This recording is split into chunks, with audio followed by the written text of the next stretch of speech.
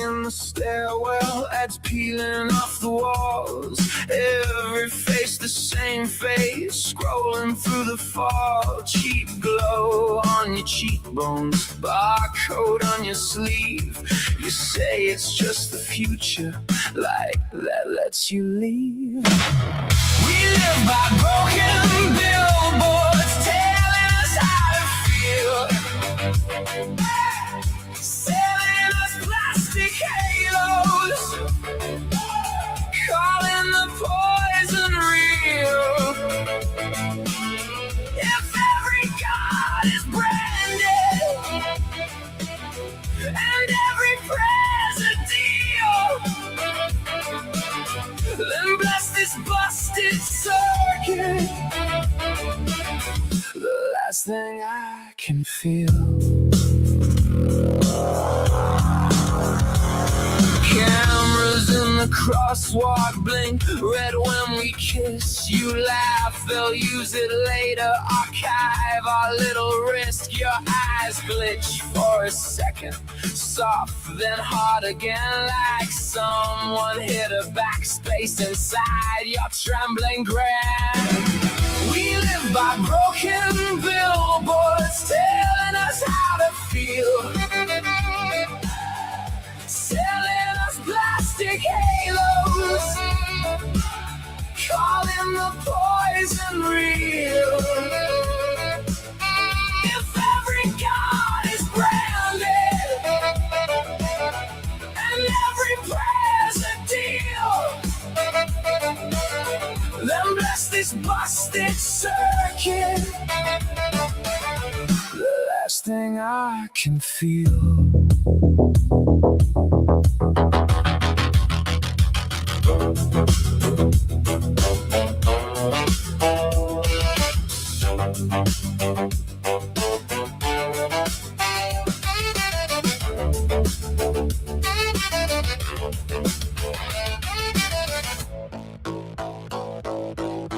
You hum an ancient jingle. You say this is our hymn. I trace the cracks in concrete where wild green forces in. If all this noise is holy,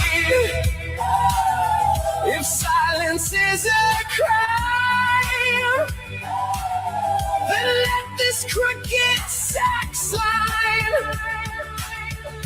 drag us out of time. Hey, we live by broken billboards telling us how to feel, selling us plastic halos, calling the poison real. If every god is branded and every prayer's a deal, then bless this busted circuit. The last thing I can feel.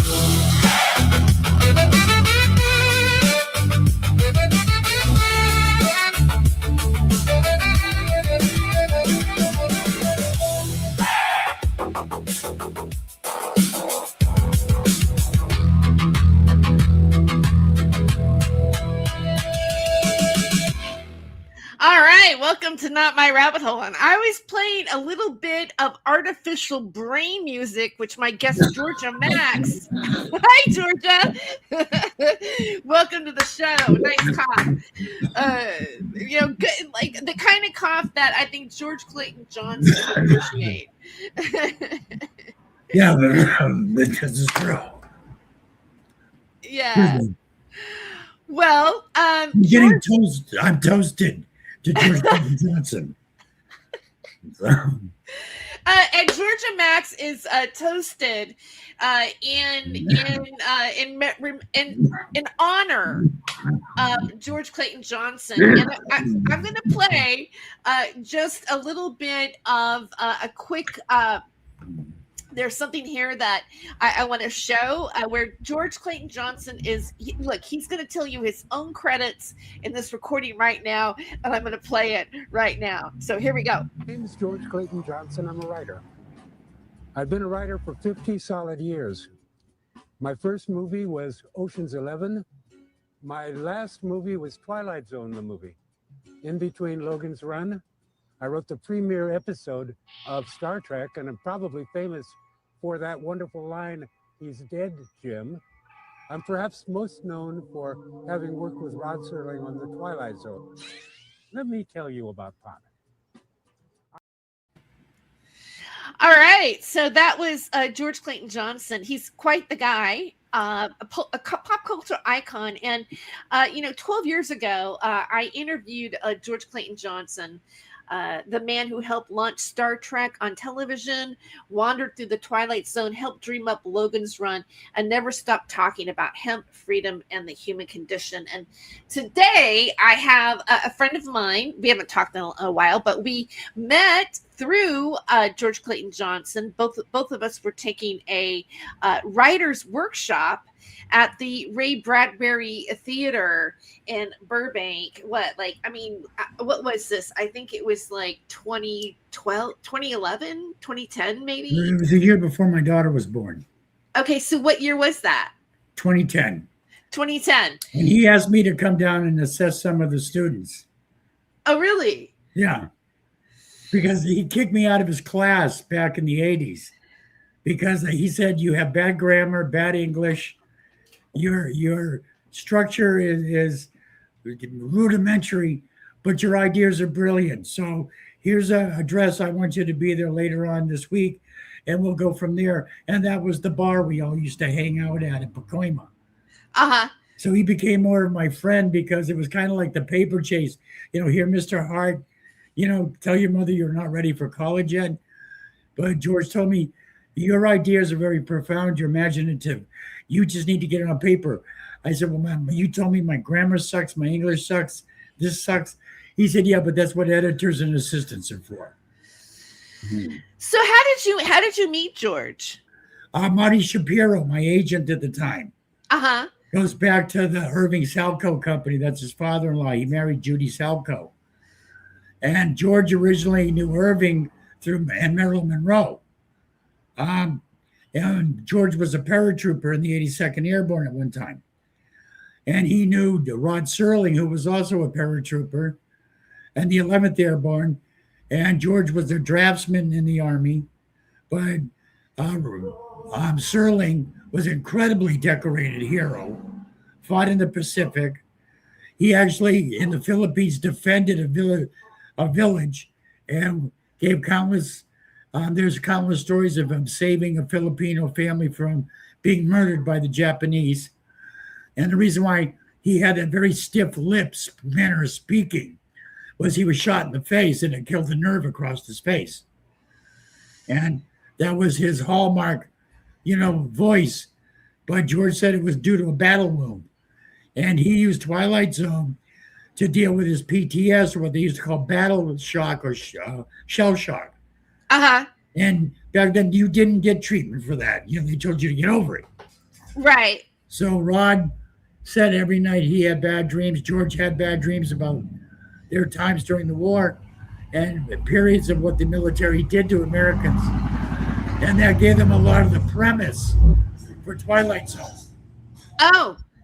So that was their therapy, was to write out their dreams, write out their horrors, write out what they saw, what Eisenhower warns us about, the industrial military buildup. Uh-huh. And how they were running around during the nuclear age, putting, atomic pellets in water for kids, toothpaste, you fucking name it. They were trying to see what they could irradiate in this country. Well, I'm seeing that George had quite the background. First of all, his childhood apparently wasn't easy for him. His mother was an alcoholic. They were oftentimes down and out. He stopped his education at 8th grade. He was born in a barn, literally. Yeah, that's what I was hearing. That's how the story goes. He was born in a barn. Yeah. He truly was. He literally had a manger, a feeding trough as a first crib. And you got to remember, this is what, 1925. Yeah. So, and where he was, I think it was Idaho or Iowa, but it was out in the middle of nowhere. It says that he was born near Cheyenne, Wyoming. Yeah. Okay. Yeah. So that was still, and that he was born in a barn. Yeah. He had a difficult upbringing marked by family breakup, economic instability, and heavy reliance on imagination and daydreaming. Yeah. He left school after the 8th grade. He had a brief stint in the U.S. Army service. Accessible summaries vary between telegraph operator to cartographer and draftsman. He studied drafting under the GI Bill, including time at Alabama Polytechnic Institute, according to some summaries. He worked as a draftsman and then for Lockheed in California. And I find that really interesting. What do you know about that? Do you know anything about his time at Lockheed? When he worked at Lockheed, he met Arthur C. Clarke. He met Phil Dick. Oh, wow. Well, were they at Lockheed too?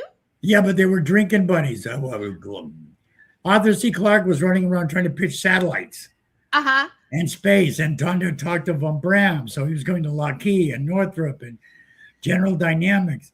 And they had him as a science, as an advisor on certain projects. And Von Braun didn't know who Arthur C. Clarke was and liked the concept of satellite.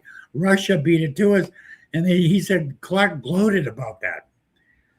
That, see, you wouldn't listen to me, and look, And he said he was happily right. And he sat down and wrote 2000 and won, Space Odyssey. So, and Richard Matheson, and Earl Hamner, the creator of the Waltons. Yeah. And he wrote Spencer's Mountain. These are all guys that were veterans and stuff, going through GI Bill programs, had backgrounds. Poor Western, Earl Hamner came from the hills of West Virginia. Yeah. So there was a kinship there with them. If they weren't a veteran, he liked the country boys. I came from Upper New England. I came from Boston. I'm from a Brahmin family. I'm the aristocrat in the bunch, which I find quite funny because I was usually the brokest out of all of us. And he said, well, at least when we go out with you, we get a good table. And then here I want to talk about, I have an overview kind of written out about him. So let me just kind of go through that as we're talking. Yeah. On around October 10th, 1952, he married Lola Brownstein in Los Angeles. Did you know Lola? No, I didn't know. I know of his wife, but ours was galvanting, not getting with family, or his son Paul. I was always meeting George at different events or bar rooms. Okay. It's just I have more friends than I know from the Rainbow Bar and Grill. I've never been to their homes, but we are still friends 40 years later. Oh, I know. I used to hang out at the Rainbow Bar and Grill for a time as well. I think we all sort of did, right? Yeah, George went there a few times and he said it's a bit overwhelming, and I used to laugh at that. It can be, actually. Yeah. Around 1956 to 1957, he began developing Ocean's 11 as a prose project, and then as a screenplay. Jack Golden Russell contributed to the authenticity from his paratrooper experience. And what I found interesting about Ocean 11 is that originally the script was written about people who had been in the military. Army, that used their special skills in doing this whole heist, but within the rewrite and everything like that. And of course, it became a Rat Pack movie. Yeah, Frank Sinatra turned it into a one-man gang. That in that process, it got lost in translation. I mean, not lost in translation, but it was 6 different rewrites or something like that from the original It was script. that, and people were. Kelly's Heroes had come out and different things that were guises for the Vietnam War. And he didn't want to do another anti-war picture or another war picture per se, or derivative from a war setting. Frank said, we got to get over that, get past that, and stop looking behind. And he wanted new fuel. And it did kind of put Georgia back. And like you said, I'm a paratrooper. Serling's a paratrooper. George was. He gravitated towards those kind of men because we went beyond the limits of normal men in our training and had to be inventive, had to be imaginative. That was the whole point of the job in special operations at the time. And Sinatra, you're right, lost that in translation. He saw any soldier as just a killer or a thug, or he supported veterans, but he also said, I don't believe it's all about the American way. In The Rocketeer, Joseph Bologna makes one of the best statements when he's playing the gangster, and he said, and they find out that the guy that did James Bond, Timothy Dalton, is a Nazi. And Paul Sorvino, turns around and looks at him. He goes, you're a goddamn Nazi. He goes, and you're a criminal. You're a gangster. He goes, let me tell you, I may be a gangster, but nothing I did criminal was ever un-American. And that's Frank, too. Frank had, I swear, Sorvino lifted that from Sinatra. Because Sinatra said you could be a con man, a gangster, but still be totally American. He didn't see the difference. That's why I think the mob liked Frank. Is because he just saw it as another avenue in the American dream that it had to be for a while.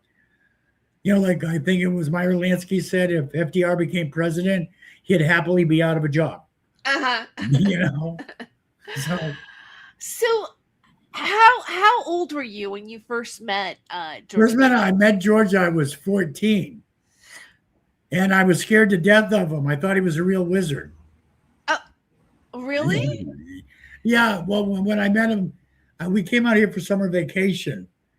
And I used to go to college and libraries and try and find college level books to read and stuff like that. And a lot of kids had filed dissertations rather than published books. You know what I mean? Yeah. And I was down in the line. George was there with a little clan of people sitting around eating popcorn and granola with wheat germ on it. Remember those days, the early hippies? Yeah. And George had this Gandalf the Grey look even then. And he was going on about Twilight Zone at the time, and he had just done Logan's Run. Yeah. And I threw some questions about, the thing is, and kicked the can. And he kicked the can. I watched that many times, and I said, what happens to the kids after they run off? Do they grow old again, or do they go to an orphanage, or do they, and what happens? Because I was in a foster home for a while, and I could relate to that story in particular. And George just looked at me and he goes, I don't really know. He goes, I was very early in my writing. We had a deadline to get it out. I wrote Kick the Can. And he goes, you're right. It wasn't finished with them just running off and leaving their friend behind. What happens next? And then when he did the movie in the 80s,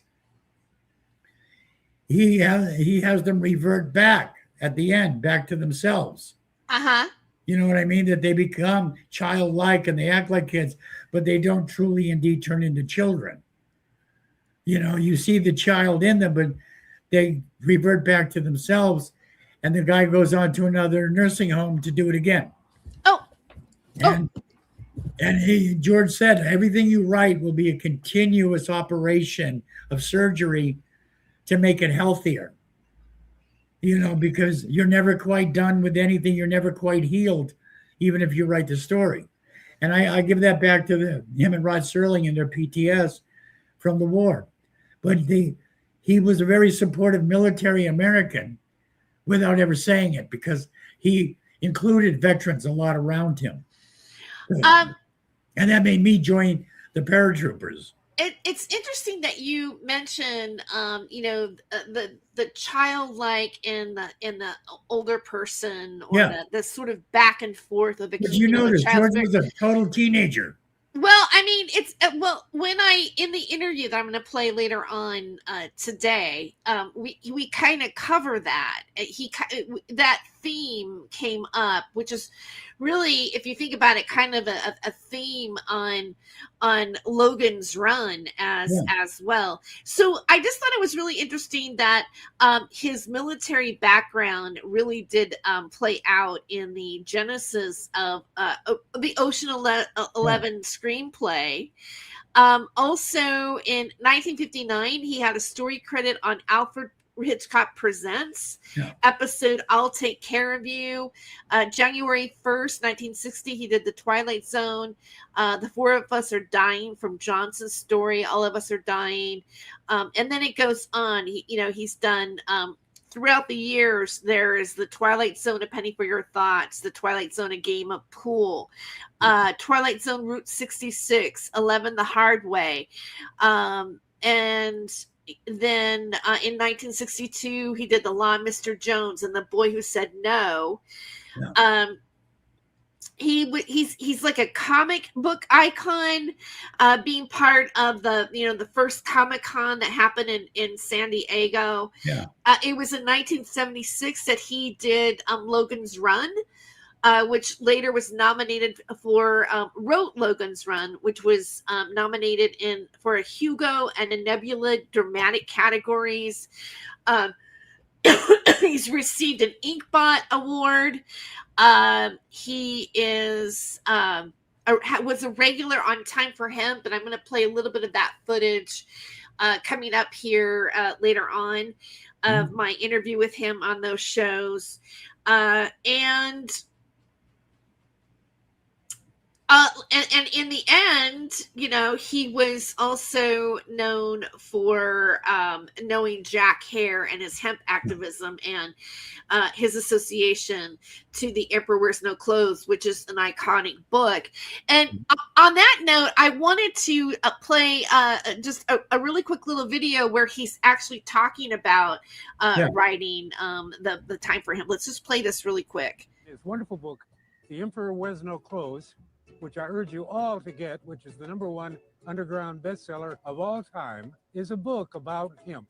He has told us about hemp that it is food. It's got 20 amino acids in it, and it only requires about 9 or 10 of them to be a complete protein. Food, fiber, fuel, medicine. It's got oil in it that contains linolenic and linoleic acids, gamma-3, omega oil 3, 6, and 9, vitamin B5, all inside that little hemp seed. There's silk, there's wool, there's cotton, ramie, and hemp. Hemp is more absorbent, it's stronger, it's in every way a superior fiber, besides being quite beautiful. Prop 215 is 12 years old now. Prop 215 is legalized medical marijuana in California. They found out that it's good for your eyes, it's glaucoma. It's good for your lungs, it makes you expectorate. It's good for your nerves. They found cannabinols and cannabidiols in that substance that can create antibiotics. So I find it really interesting, Gorja, that somebody who talked about these futuristic kind of dystopian worlds, alternate realities, in space, the connection of people of not only different races in terms of Star Trek, but also not even humans being able to find some sort of cohesive peace, which was kind of, I think, a beautiful and underlying message of Star Trek. So you had this person who brought these concepts into what you would consider sci-fi, but they were really interjections of perceptions of society, maybe where society was heading, just a really forward-thinking cultural influence is really who George Clayton Johnson was. And then to see him talk about a plant that could be very useful in helping us with global warming or helping us with these issues that are happening, our economy and everything, and in terms of the health of our planet, because a lot of sci-fi has to do about what humans might do to actually really become extinct. Yeah. Well, George even said about a great example is Serling himself, Rod Serling. He had read the story of Emmett Till, a newspaper article. And this is a well-known story now, but back then, Serling, George told me this, Serling wrote a short story in regards to Emmett Till's death. And the studio said, we can't publish this. It breaks down lines we don't want to touch. You know, that you're going to get us in trouble. You're going to be in trouble. You know, and this is right at the heart of anti-McCarthyism. And if you were speaking pro-black back then, you were a communist. You know, there was shit like that. They were very segregated, even in Hollywood. And Ilya Kazan was very hated at the time. So there was a lot of dissent still lingering from McCarthy and the war. And Shirley went to Playhouse 90 and tried it. And Hefner said, no fucking way. You know, the Playboy Hour, he tried 4 different fucking venues. And finally, they offered the series Twilight Zone. And I can't remember the exact story, but I'm sure I can look it up, that he wrote the Emmett Till story into it. That was one of the first stories Sterling did. And he said he learned a lesson was people will watch real politics for a minute and change the channel. But if you write it in satire and put it in space, they'll watch it for 2 hours. And right. Yeah, and he said that was the trick. Gilligan's Island. He said, you've heard me say this when we were George, I think, at dinner, that to me that was a sci-fi. You had Apollo astronauts landing in the lagoon. You had giant spiders running around the island. You had people from different time periods. Ronway took off in 1914 and still hadn't found a place to fucking land. He lands on Gilligan's Island. You have Larry Stork as a mafia boss. You have the dictator episode where I give you this, that, and the other thing. Right. And somehow they get Phil Silvers as Harold Hecubar, a derivative of Cecil B. DeMille. And he writes a movie, then leaves the island, and he doesn't want to give credit to Ginger. And he said that was actually Ginger getting back at the directors because she originally hired, say that Tina Louise was the star. And then she found out it was Bob Denver's show. Right. And she got pissed off about that. So that was kind of the homage. They had a pseudo Beatles group land on the island. And they were addressing pop culture at the time, stuck on an island, being isolated. And the different effects each castaway felt about the hippies. It felt about the movie Hecubar was doing, felt about astronauts. They addressed some of those issues. And that's why George saw in me imagination beyond what average listener has.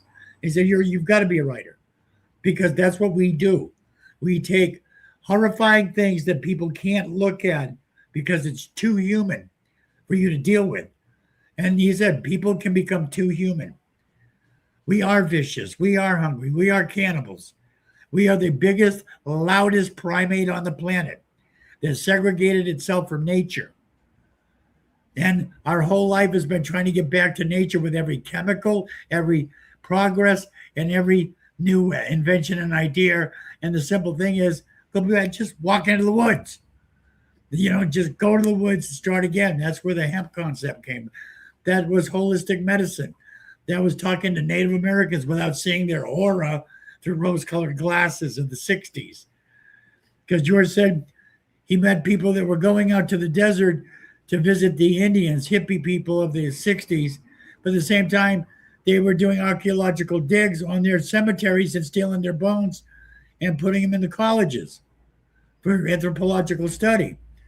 Okay, if you've got an Indian that was buried in 1888, what gives you a right to take his ancestral body and put it in a college when you've got pilgrims in my family cemetery buried 400 years ago that are hallowed sacred ground? I see his point. That we forget who we are long enough to not look at ourselves.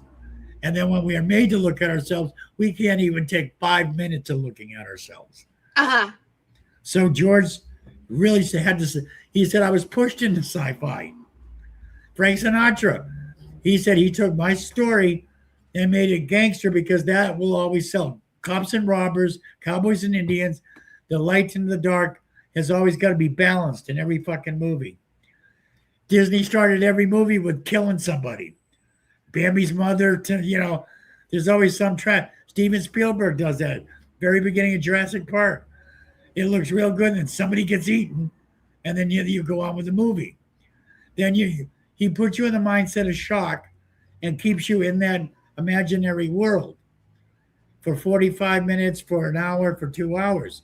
But if he starts out and slow builds, this is where a lot of horrors go wrong. They never leave the humanity. And they say, oh no, the whole story's about humanity. It is, but you've got to disguise that humanity. You can't make it all abrupt and you can't make the guy too evil. Jonathan Harris is a great example of bringing in the comedic bad guy. You got a real bad guy can be loved because he's so broken. We see that humanity. We've all got that nature back in the back of our heads, no matter say that. I've also heard that your protagonist is not perfect either. Yeah, like, really, the protagonist is just a little bit better than most people. They're still like within some realm, and then they go through their hero's journey. Within the story. I want to kind of like just for a moment. Well, George said the greatest lie we tell ourselves is we're moral.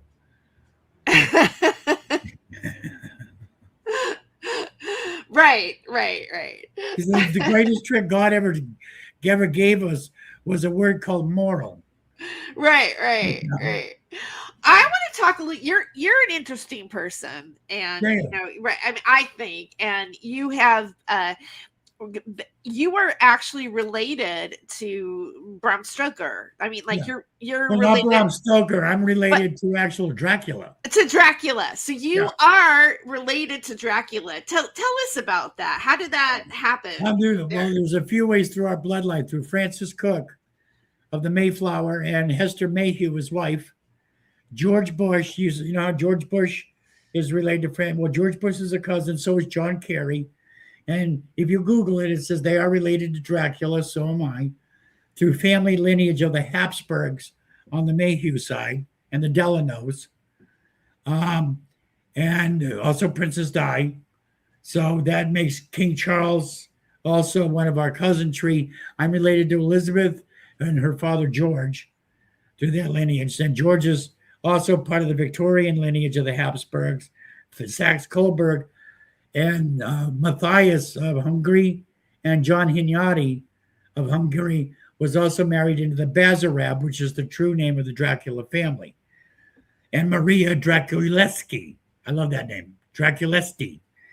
But my grandaunt, she died in 1975, was Julia Dent Grant, Ulysses S. Grant's granddaughter, born in the White House in 1888.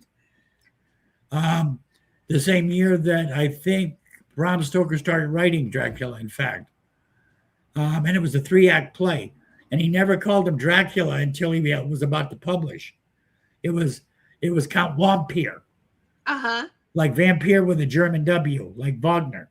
Yes. So he wrote it that way because that was early literacy, Victorian era, Mary Shelley, and it was his way of fitting in and trying to make that attempt. And jumping, like I said before, that Dracula is basically Saint Germain and Jack the Ripper mixed into one. He wanted to keep that. And Jack the Ripper. And it's interesting that you're bringing up Saint Germain because, in this other world that I belong to, this online, there's been somebody who's adopted that mythology in who they are online. There's people that. Right. Okay. So, and you were telling me that also like Anne Rice, basically based the character Lestat on the mythology of Saint Germain. Saint Germain. And so, but Saint Germain like intertwines with this Dracula, Jack the Ripper kind of folklore. Well, that's also because he claimed to have been a Transylvanian count. Okay. And the real Dracula was never a principality in Transylvania, but Wallachia, the neighboring principality. the Hunyadi family, which was Matthias Corvinus, and the Hunyadi family, which was both Corvinus and Dracula family lineage, because of noble alignment during the French-Hungarian time, and supposedly Saint Germain was there. There's a story that Saint Germain was the man that beat Jesus Christ, Cardophilus.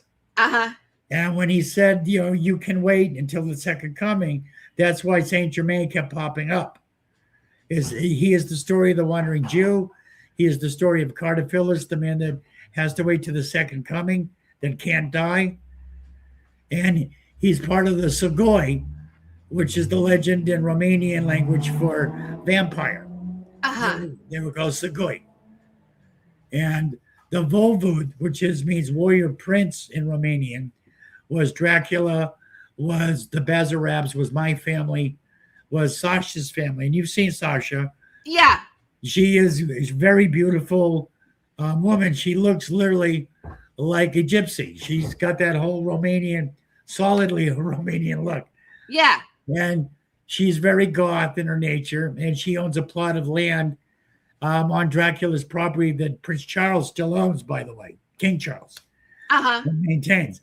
Charles, a few years ago, came up with buy some property, $1 a square, and gifted her one as being one of the ancestors that actually is recognized as the ancestor. But her DNA shows that she has Volvud ship in her blood, my daughter too, and that she is Bazarab. And she's very proud of that. And it scares a lot of people from dating her, which I think is hysterical. If they are that superstitious. And I tell her, she's part Aztec. And all I can say on the vampire side of that family, my family, is that, yeah, she'll cut your heart out and throw you down a pyramid step if she thinks she's right. So, she's very articulate sometimes herself. But she carries the look of the Dracula family more than anybody else I know. And her mannerisms, you've seen her. She's She's very vampiric, very gothic. And she doesn't wear makeup. That's natural beauty. That's terrifying. And George even said she's hypnotic. And I'm very proud of that because he bought her dinner. It took 35 years for George to buy me dinner because of my ex.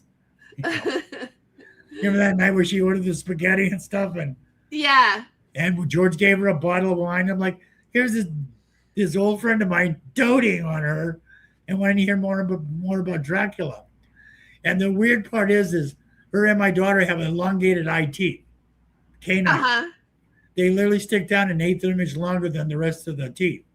And I'm like, there's some truth to this, isn't there? And like I told you, we've had people at Comic-Con follow us around with apps that thought, they could verify whether I was a ghoul, a goblin, a werewolf. The guy was a nut. But we've had that all our lives. Being a Delano, being a Cook family, and we're also connected to the Astors and the Rothschilds through association of the robber barons.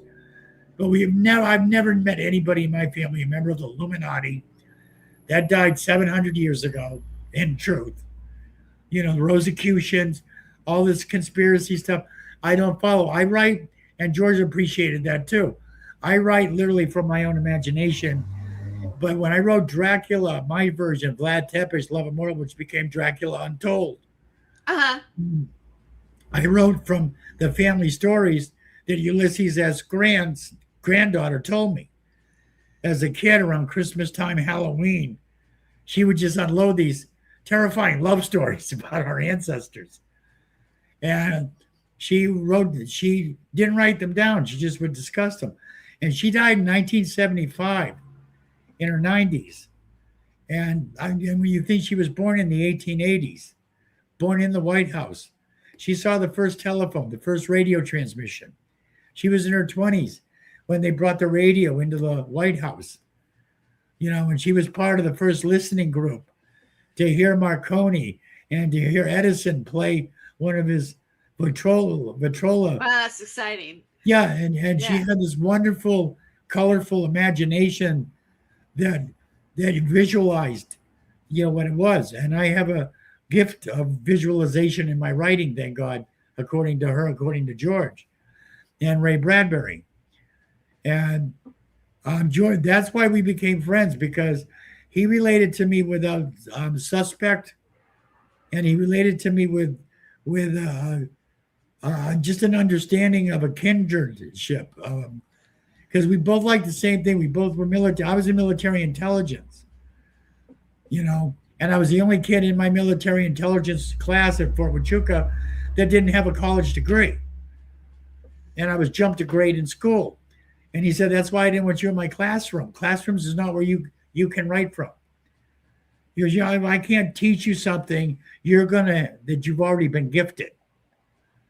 I can teach you how to clean up your literature, platform, your template, your format, but I can do that just simply sending you to an editor and an assistant. But hang out with me and you tell me which students you see. Sometimes I have what you think of their imagination, what you think they can do. He actually said, I'm getting a little old and my judgment's a little off. I said, you sure it's not the weed or the wine? He said, well, that accompanies it, but I still haven't, unfortunately, I regret I don't have Alzheimer's yet to blame that, Uh-huh. Because George said, if I take myself seriously, I die of a heart attack. And he has the same way. He learned, like you said, he grew up in very difficult means. I grew up with my older brother went off to the Vietnam War. We were on a farm in New England without a dad around, drunk dad. Stepfathers, stepmothers. We had all these interchangeable family parts, you might say. Uh-huh. Then I got up and ran away, met George, and he inspired me. And Mario, the owner of the Rainbow Bar and Grill, was also a paratrooper. And him and George spent a couple hours talking about being paratroopers. Then again, that military link that caused me to join the 82nd Airborne. And I went down, took the ASVAB test, qualified for military intelligence. And that was the first time I ever believed that George was right, that I was smart. Because I thought I'm an idiot, because I keep getting rejection slips from Warner Brothers and agents and unsolicited material rejections. You know what I mean? Yeah. And I went to Metropolitan and Gersh, and I got the Hollywood Bible and just checked off 3 agencies a day. I got a motorcycle courier job so I could submit my own shit and drop it off in the back offices. And I would go over and sit on sets and just watch how movies were made. That was my classroom.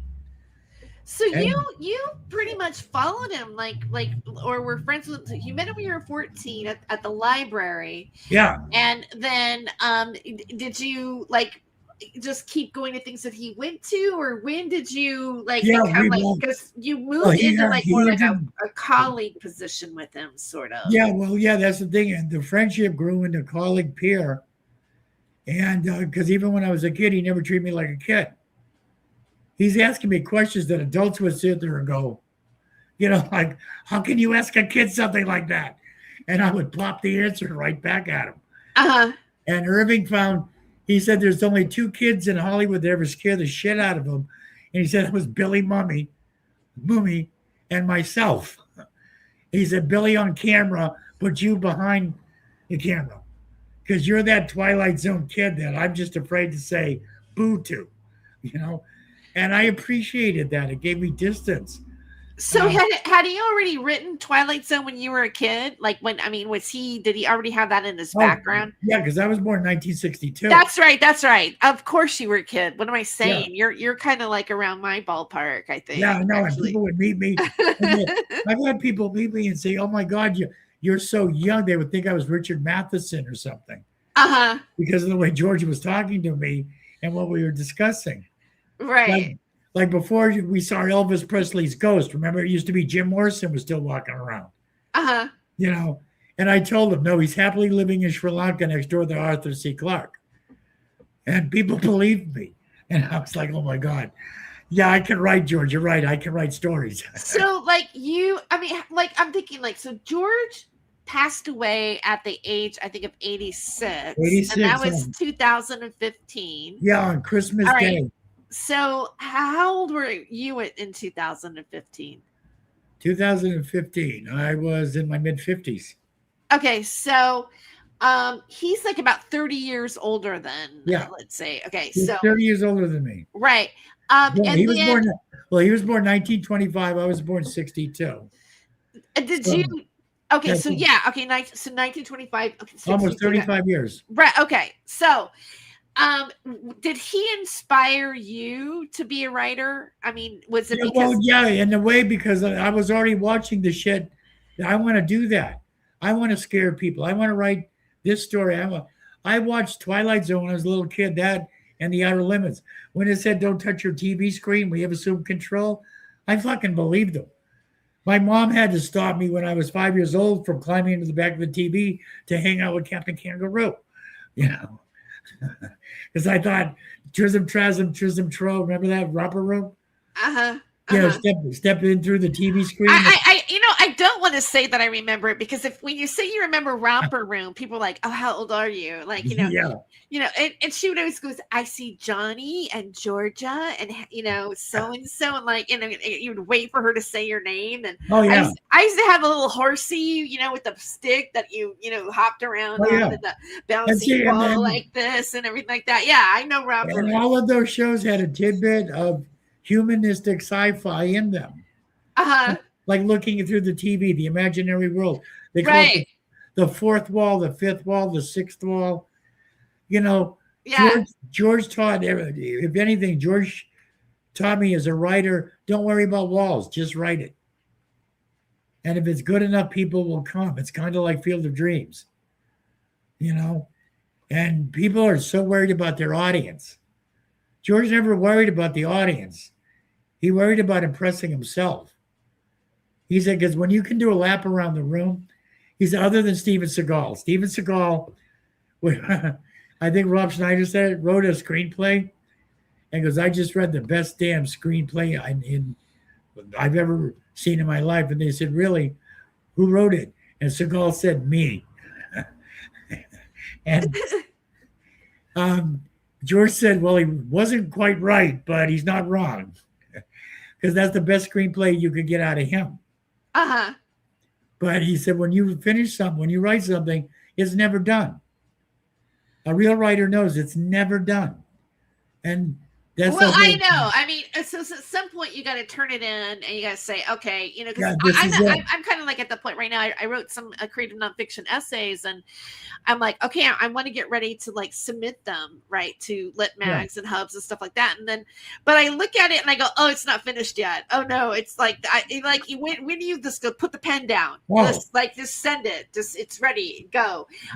Before we go, because I know I'm going to play a little bit of unless you want to stick around, but I'm going to kind of just play some of a recording of an interview that I had with him, because I just want to repeat again some of the things that he's talking about. But you mentioned, and you told me last night, you said you need to watch the movie Uglies on Netflix, so we can talk about it, because that Netflix series you said was just basically George Clayton Johnson, Logan's Run. It's like there's nothing new under the sun.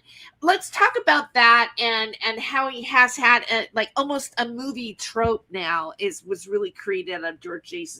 Yeah, it is because if you sit there and you see what he did with Logan's Run, and you see Uglies, the dome city in the distance, the people outside the domes in Uglies wanting to be inside.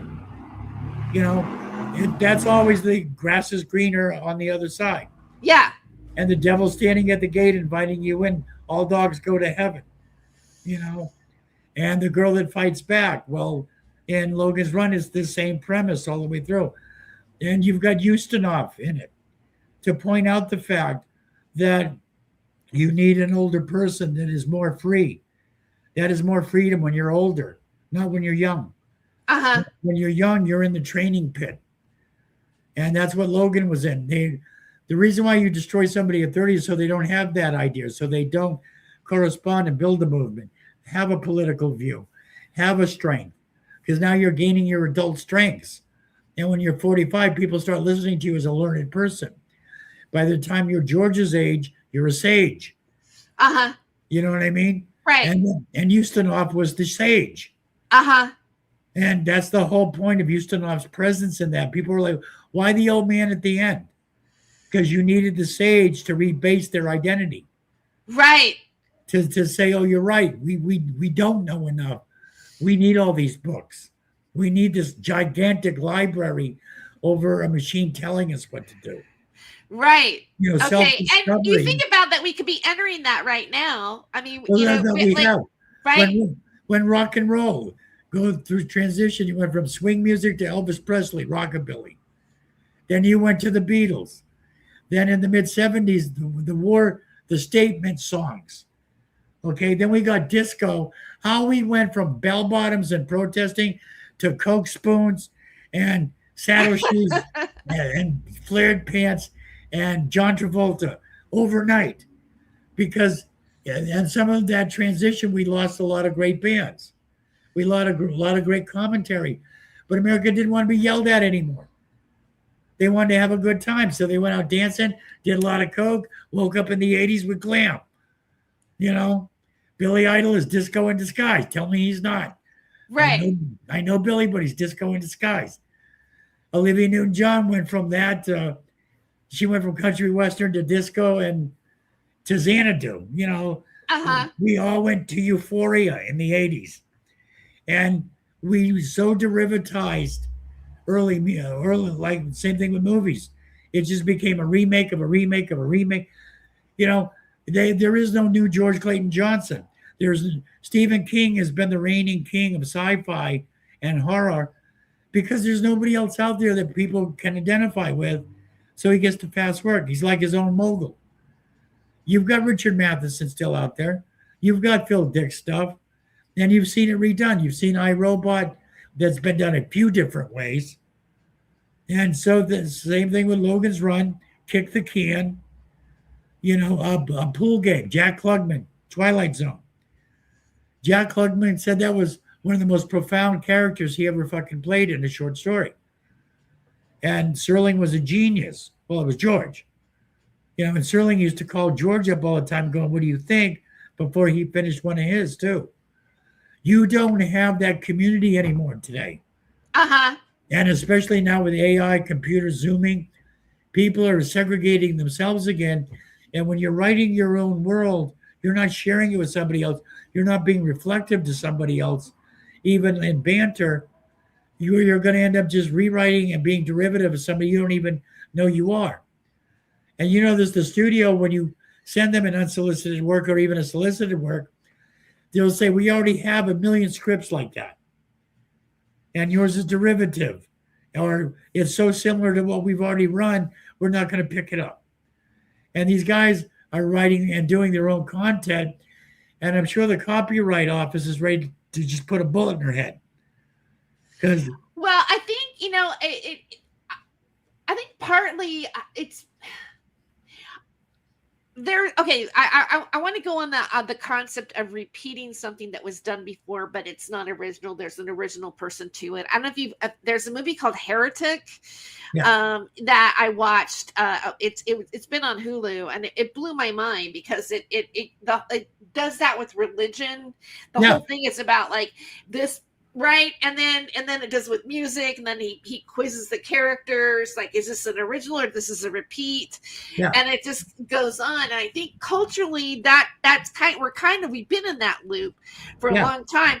And part of it is people just want to hear. So I think there's an innate thing about people wanting to, there's a security, I think, in people that make someone to hear the same story again. Oh, yeah. I get a little bored with it. I don't. If there's someone that's going, no, I heard this before. I saw it before. I don't want to see it. I don't want it served up. I don't give a fuck if there's parsley on it. I don't care what spice you added to it. It's still the same old fucking thing, right? But then, you're at the same. Okay, but at the same time, and I think it's lazy, and I think it, like, certain things sell, and the suits say, well, if this worked one time, we want to have it work again, so do it again and again and again and again. I also think that there are certain types of, like he was the creator of a trope, this whole thing about Like, for example, in Uglies, like they even bring in the notion of being beautiful. Like, I'm pretty, I get to be beautiful. Yeah. You know, and that almost meant like I'm not gay, I'm not this, I'm not, you know, because like I think beautiful. In that movie there was an underline of that going on too, of people living alternative lifestyles possibly, and there was still this, you know, this ideal in more ways than one that had to do with like becoming, it sort of wrapped up the Twilight Zone of like when the, you know, the people are getting the surgery and go, I just want to be beautiful. And then like the people that are trying to change them, they want to make them look like pig faces. Like like the Richard, right. Donna Douglas and Richard Green. Right.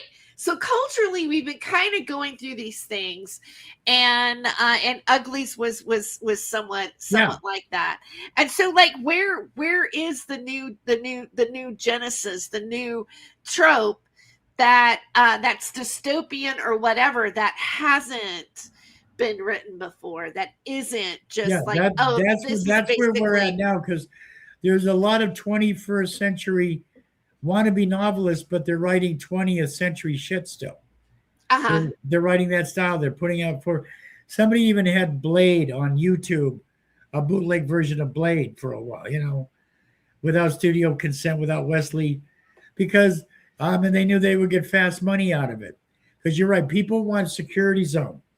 You know, it's like Sci-Fi's got to do this. The studios, when George did when they switched Logan's Run to a series, it was no longer an AI. It was a council of elders, which weren't supposed to exist. And George understood the premise. You're right. You know, there's an overlying secret society. But then that lends itself again to, well, were they Rosicrucians and Illuminati?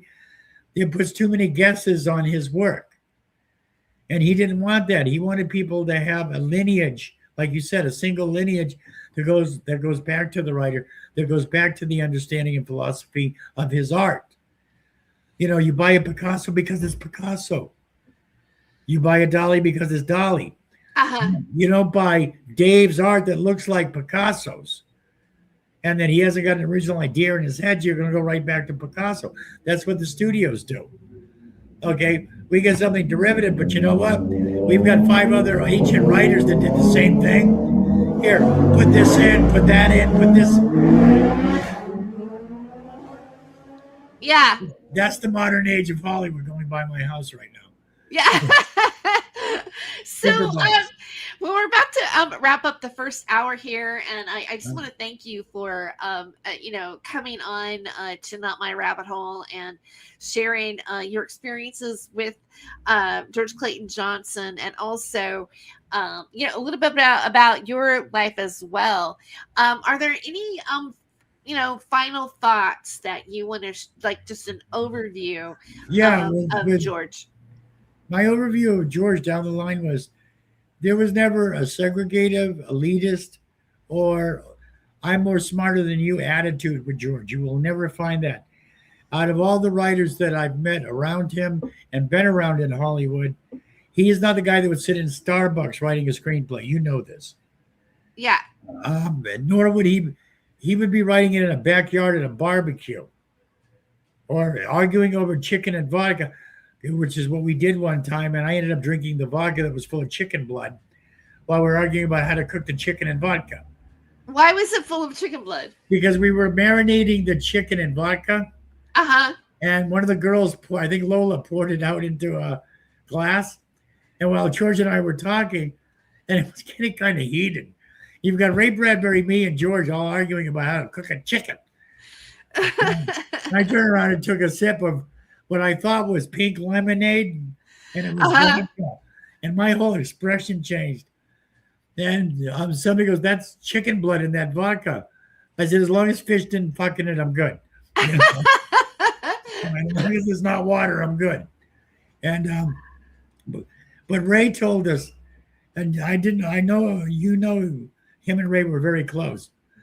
Ray put his headstone up at Marilyn Monroe's gravesite, like 25 feet from it. He bought his grave so he could look at Marilyn in immortality.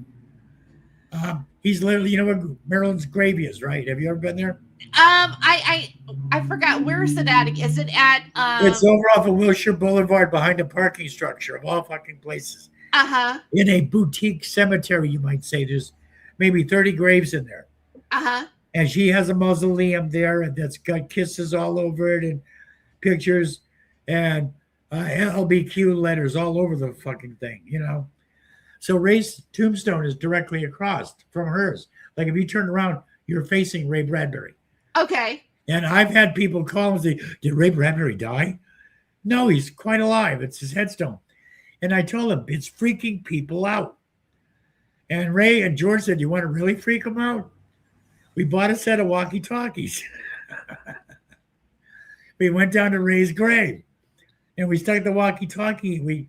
I chiseled up the lawn a little bit and stuck the walkie-talkie under the lawn. Uh-huh. And people would go from Marilyn's Rose grave, walk towards Ray's, and go, "Oh my God, it's Ray Bradbury." And we would go, "Yes, help. I'm stuck in this box. I don't know where I am. Tell me where I'm at. Please let me out." And people would take off running. People would go flying into Marilyn's tombstone, into her mausoleum, bounce off trees. I saw a guy slide out on lawn. He ran so fast, his feet were running past his earlobes, and he just plowed into the lawn. And the supervisor at the gate could not stop fucking laughing because he knew what we were doing. As long as we didn't desecrate the grave, he was good with it. Because we told him we're going to go up there and just slip it under the grass, cut a slit and stick it in the grass. And people were like, "Oh my God, there's a man." Well, the LAPD showed up. And they said, "We've got calls that there's a man buried alive." And we had to show the cops that no, they were walkie-talkies. Oh my God. And there's me and George standing there. And he literally goes, "How fucking old are you guys? How fucking old are you guys? What are you, 12? What are you, 12? I go, "You want to go kick the can?" He goes, "Kick rocks. Kick rocks." Well, I go, "Kick the can." He goes, "No, kick rocks." He still didn't get it. "You're not an avid reader, are you?" well, I thank you for being here today and sharing your thoughts. And it's really good to see you. It's been a while since we've talked. Yeah. And done a show. And I appreciate you taking your time today. It's fun because you're one of the fun people. Oh, well, I'm glad you think so. Well, I've seen you go up and down in radio station to radio station. I follow friends of George's because he believed in you,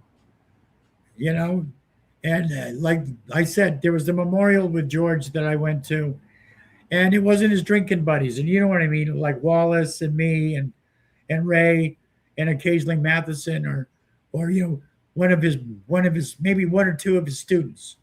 Because we had that little clique of groupies chasing us all over the place too. Yeah. And the pot guys. And at George's memorial, you walk out and the Jack Hare people were saying George would want you to give. No, he'd want us to buy pot, but not necessarily from you guys. Because it's already legal. You're just pocketing money at this point. Right. So George would not believe in that. But what he believed in is freedom of thought, freedom of life, and free to believe. And when people start messing with your beliefs, don't believe in them. And you've got to be an unrestrained human being to find your humanity. And we all made choices in that. We've all gone down roads that are difficult. Use it, write it, put it out there. Don't hide it. Don't be ashamed of it. Always be proud of what made you. No matter how bad or ugly it's been, somebody else will learn from it and do hopefully a little better than you. And that's the whole purpose of generations. And that's what George tries to teach people. Don't redo me. Make what I've done better and make it your own. Always make it your vintage. Every day of your life, make it your vintage of wine worth drinking. And we drank a shitload of booze. So we were probably the most sober high guys you'd ever meet in your life. Because I was from the hippie era too. I was Abby Hoffman. I'll close with this. Tim Larry and Abby Hoffman were at Tim's house. I was on my way over to Marty Shapiro's with George. We stopped by to have a joint with Larry. And Abby Hoffman came in. I started laughing. And Abby goes, what the fuck's wrong with him? I said, you're Abby Hoffman. Don't trust anybody over 30. He said, yeah. I said, he wrote Logan's Run. Which one's the pun on your life? And Abby went after me. And Tim and George had to like pull us apart, like keep us. And Abby was jumping up and down. Fuck this kid. Who does he think he is? And and George goes, didn't you go to Berkeley? He goes, no, I was a high school kid then. He goes, he's the same high school kid, just with a better idea. He's not an outside agitator. He goes, no, he's an inside agitator that's going to get punched. And Larry just starts throwing joints in people's mouths and telling us to go sit down and chill. But I thought of that, and I asked George later on, did Abby Hoffman have any influence on Logan's Run? And he looked at me and grinned and just turned back around. Said, that's one thing I can never tell. Oh, wow. Well, your stories are priceless, and George was priceless. And George was priceless too. And did you ever read the? I said the greatest part about George Clayton Johnson was the boundless mind of George Clayton Johnson. He was in the present, but also somewhere out there. Yeah. While everybody else was on LSD, he was taking peyote. We were seeing the moon melt. George was sitting on the moon watching the earth go crazy. That's the way I look at it. Well, thank you. And I'm going to take we're going to take a quick break. Yeah. I mean, you're welcome to stay if you got other things to do. I'm now just going to be kind of like replaying something that happened, an interview that I did. Put me on mute. Put me on mute. I want to see your show. Okay, all right, I'll put you on mute. All right. So he's going to stick around. We're going to take a quick break on some music. We'll be right back.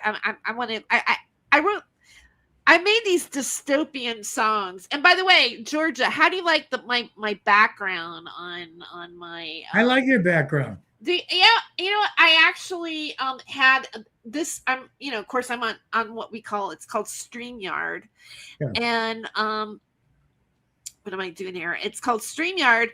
And, I said, hey, can you make me a dystopian background?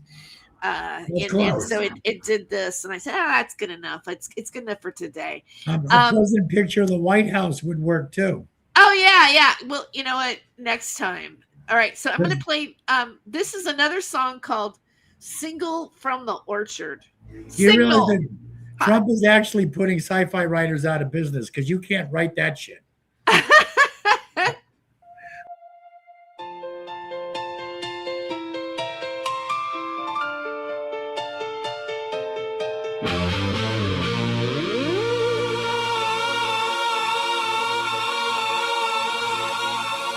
Static sky, strange fruit in the playground grass. Your old bike, frozen where you left it last. Billboards pray to a language we forgot. Then you came, falling through a parking lot. Signal from the orchard, drifting through my crooked teeth. You say we watched you worship every glowing little screen. Take me past the border of this rusted memory. Signal from the orchard, teach my tired eyes to see.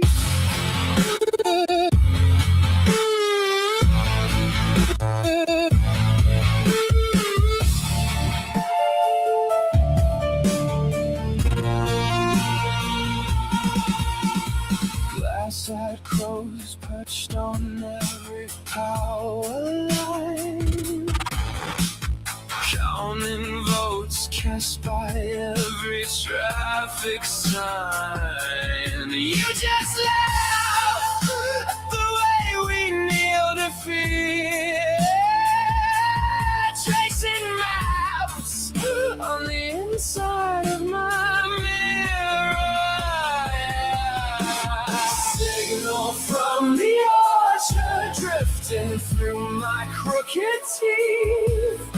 You say you built your prisons out of comfort, out of ease. Take me past the border of this rusted memory. Signal from the orchard, teach my tired eyes to see.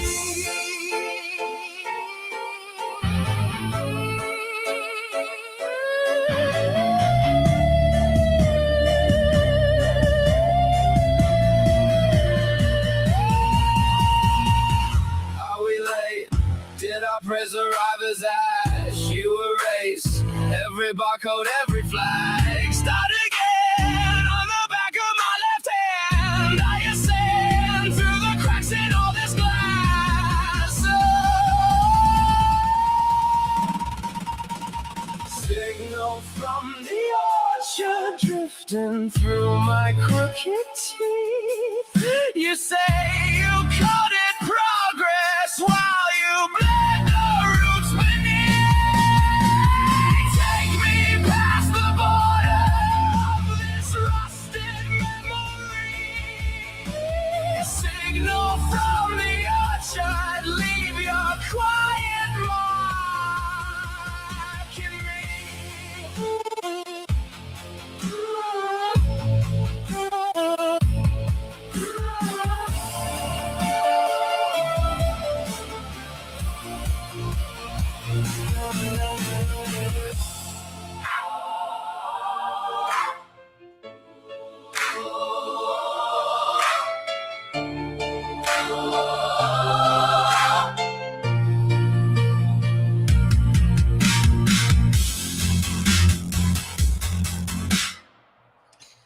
All right, welcome back to Not My Rabbit Hole. And that was, what is the name of that song? Single from the Orchard. And that's from my Suno.com Astral Record 698 channel.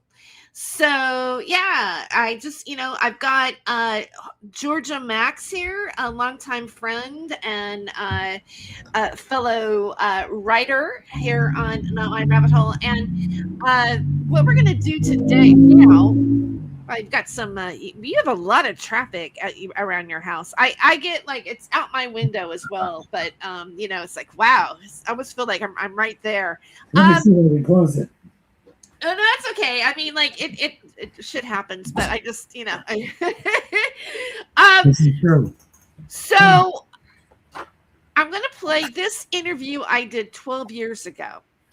And it was, I think, originally on Revolution Radio, but I replayed it on Time for Hemp. So I have to kind of skip around the commercials from both places. And it's got some weird edits in it that I know I'm judging it, just like, nothing's ever really finished. But and I'm going to have to put the captions on because, at this point, George is a little bit older and his vocals are not quite as strong. I know. I sound like George right now. Yeah, no, actually, I think you're better than George in this, but it's not bad. But I'm still gonna go ahead and play it. My co-host was Lori Buckley, who is Lord Buckley's daughter. Is that the one? Yes, yeah. So she's co-hosting with me on this show. Lord Buckley was a comedian way back when, and he was Lenny Bruce's looked up to Lord Buckley. He's legendary. We're talking about Lord Buckley, and anyway. So she was lovely, and so this was again. I think, what is the recording? I'm going to look at the actual. It was 12 years ago. So this is like a year before he passed. And so I'm going to go ahead and do a screen share on this. And I want to kind of just, it's nostalgic, but I want to play my old theme song because that's kind of fun listening to as well. But this is from my Hollywood Hempress Hour channel. Let me get the closed captions going here on this so you can see that. And let's go ahead and get this started. I might mute you, at some point, Georgia. I have 7 sisters. I'm used to being muted by women. Okay, here we go. And I might even mute myself, so here we go.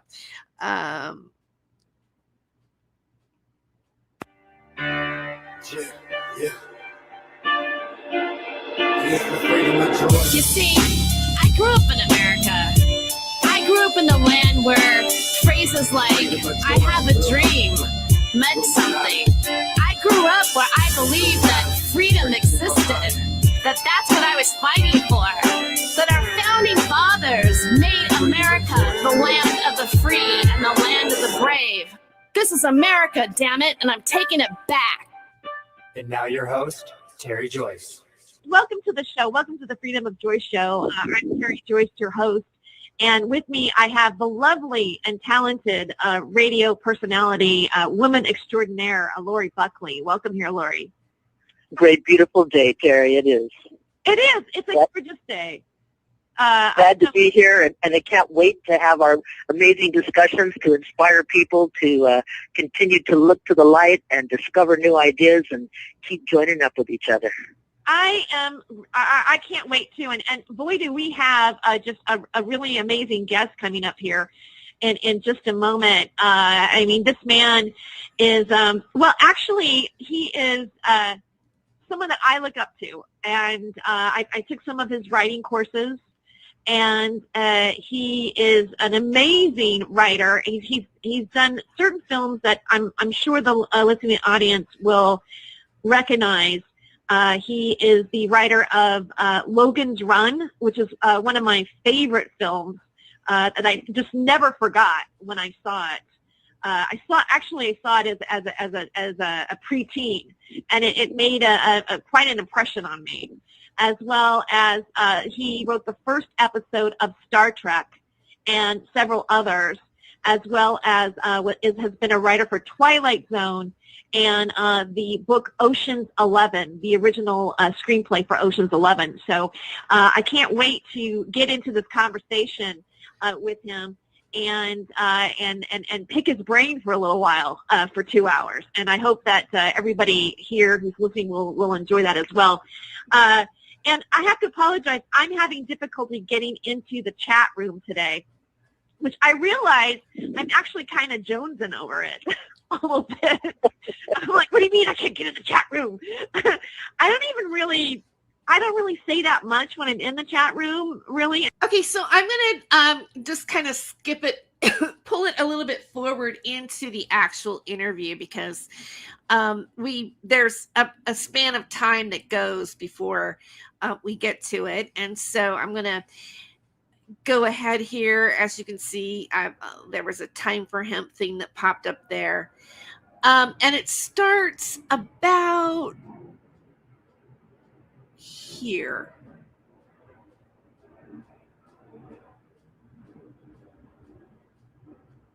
And the ways to rethink this business of legalizing marijuana. Anyway, I one day mentioning that when you're the messenger, maybe you're the 20th messenger or the first messenger, and I go, well, some of the first messengers for cannabis was Jack Hare, and you were just a longtime close friend of his, and yeah. Yes, I really was. Jack was a really remarkable man, quite well educated, as you might well suspect, and totally devoted to freeing the marijuana plant from all of the, legal problems it was having, because he saw it in the most positive terms. First, he wrote a white paper, kind of a newspaper, that we circulated around Portland, Oregon, where NORML was meeting.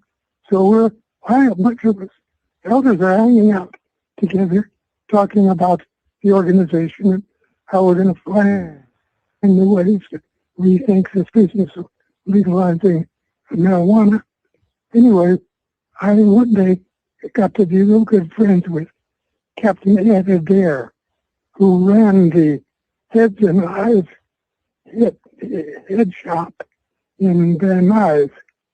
And the local authorities got unhappy with the title of the store and made him change it to the H&H shop.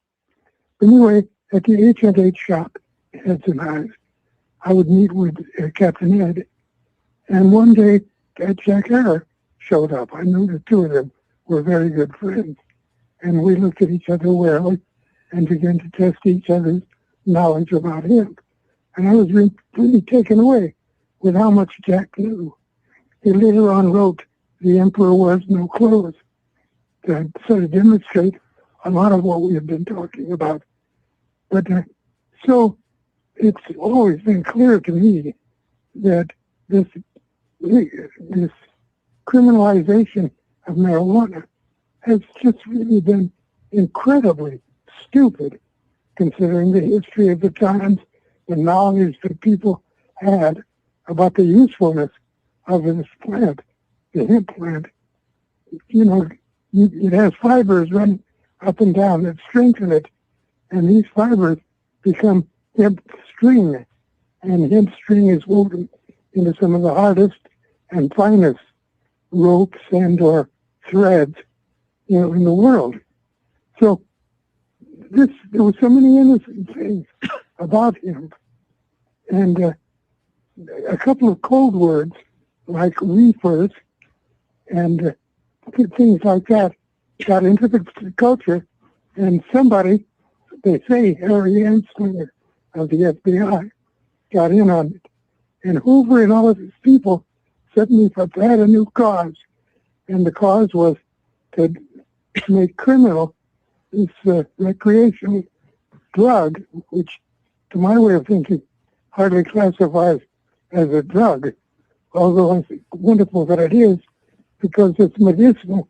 I understand that some child is being treated now with marijuana, making a lot of people making an uproar, but it's in medicine.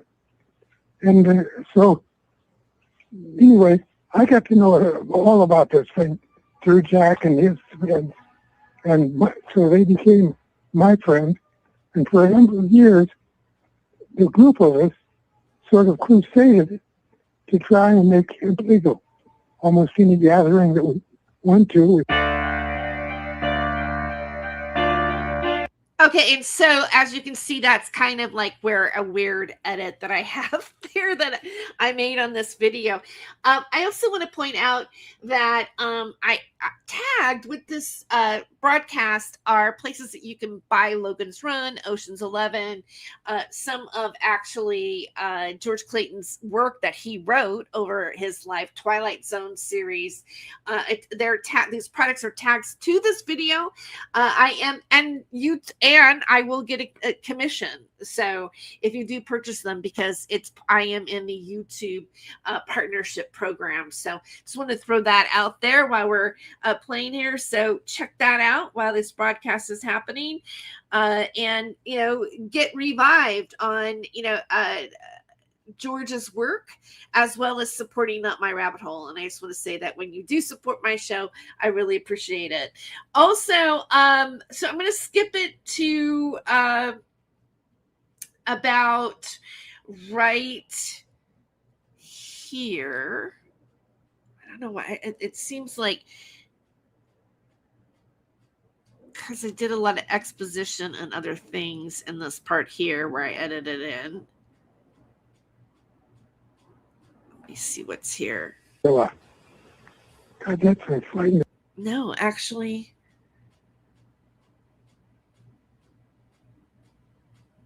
Oh, I messed up here.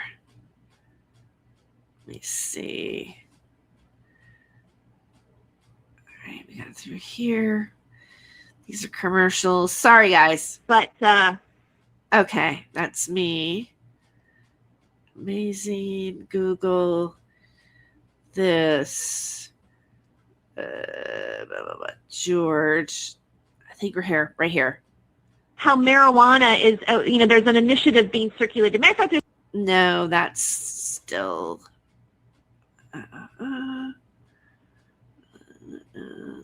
There's this.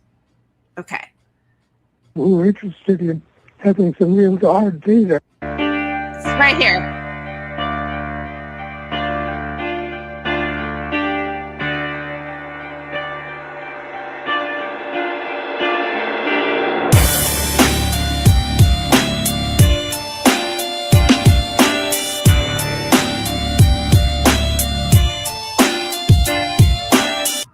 The Freedom of Joyce show.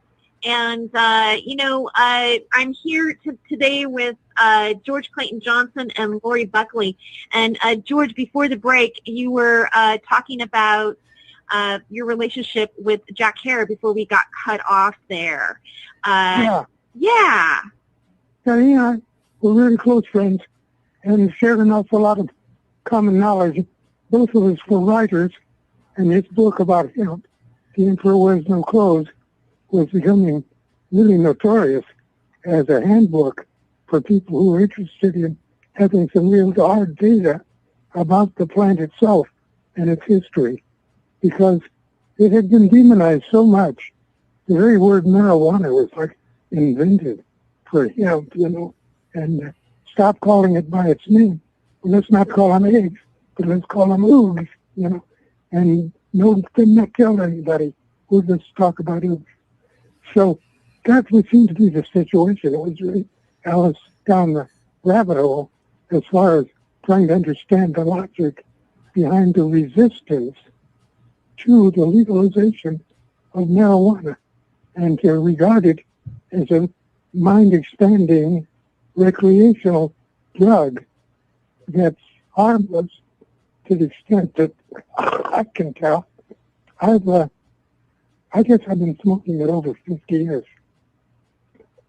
And I mean, consistently. And I find that I'm more comfortable with it, but I don't feel any sense of withdrawal and being, tied up in knots when I don't have it. But I found that it really is a wonderful social thing. Give somebody a drink and you don't know what you're going to get, but you give somebody a joint and you know what you're going to get. And it's usually friendly affection. It's something just really remarkable, the non-hostile about the thing. To call it a drug is almost,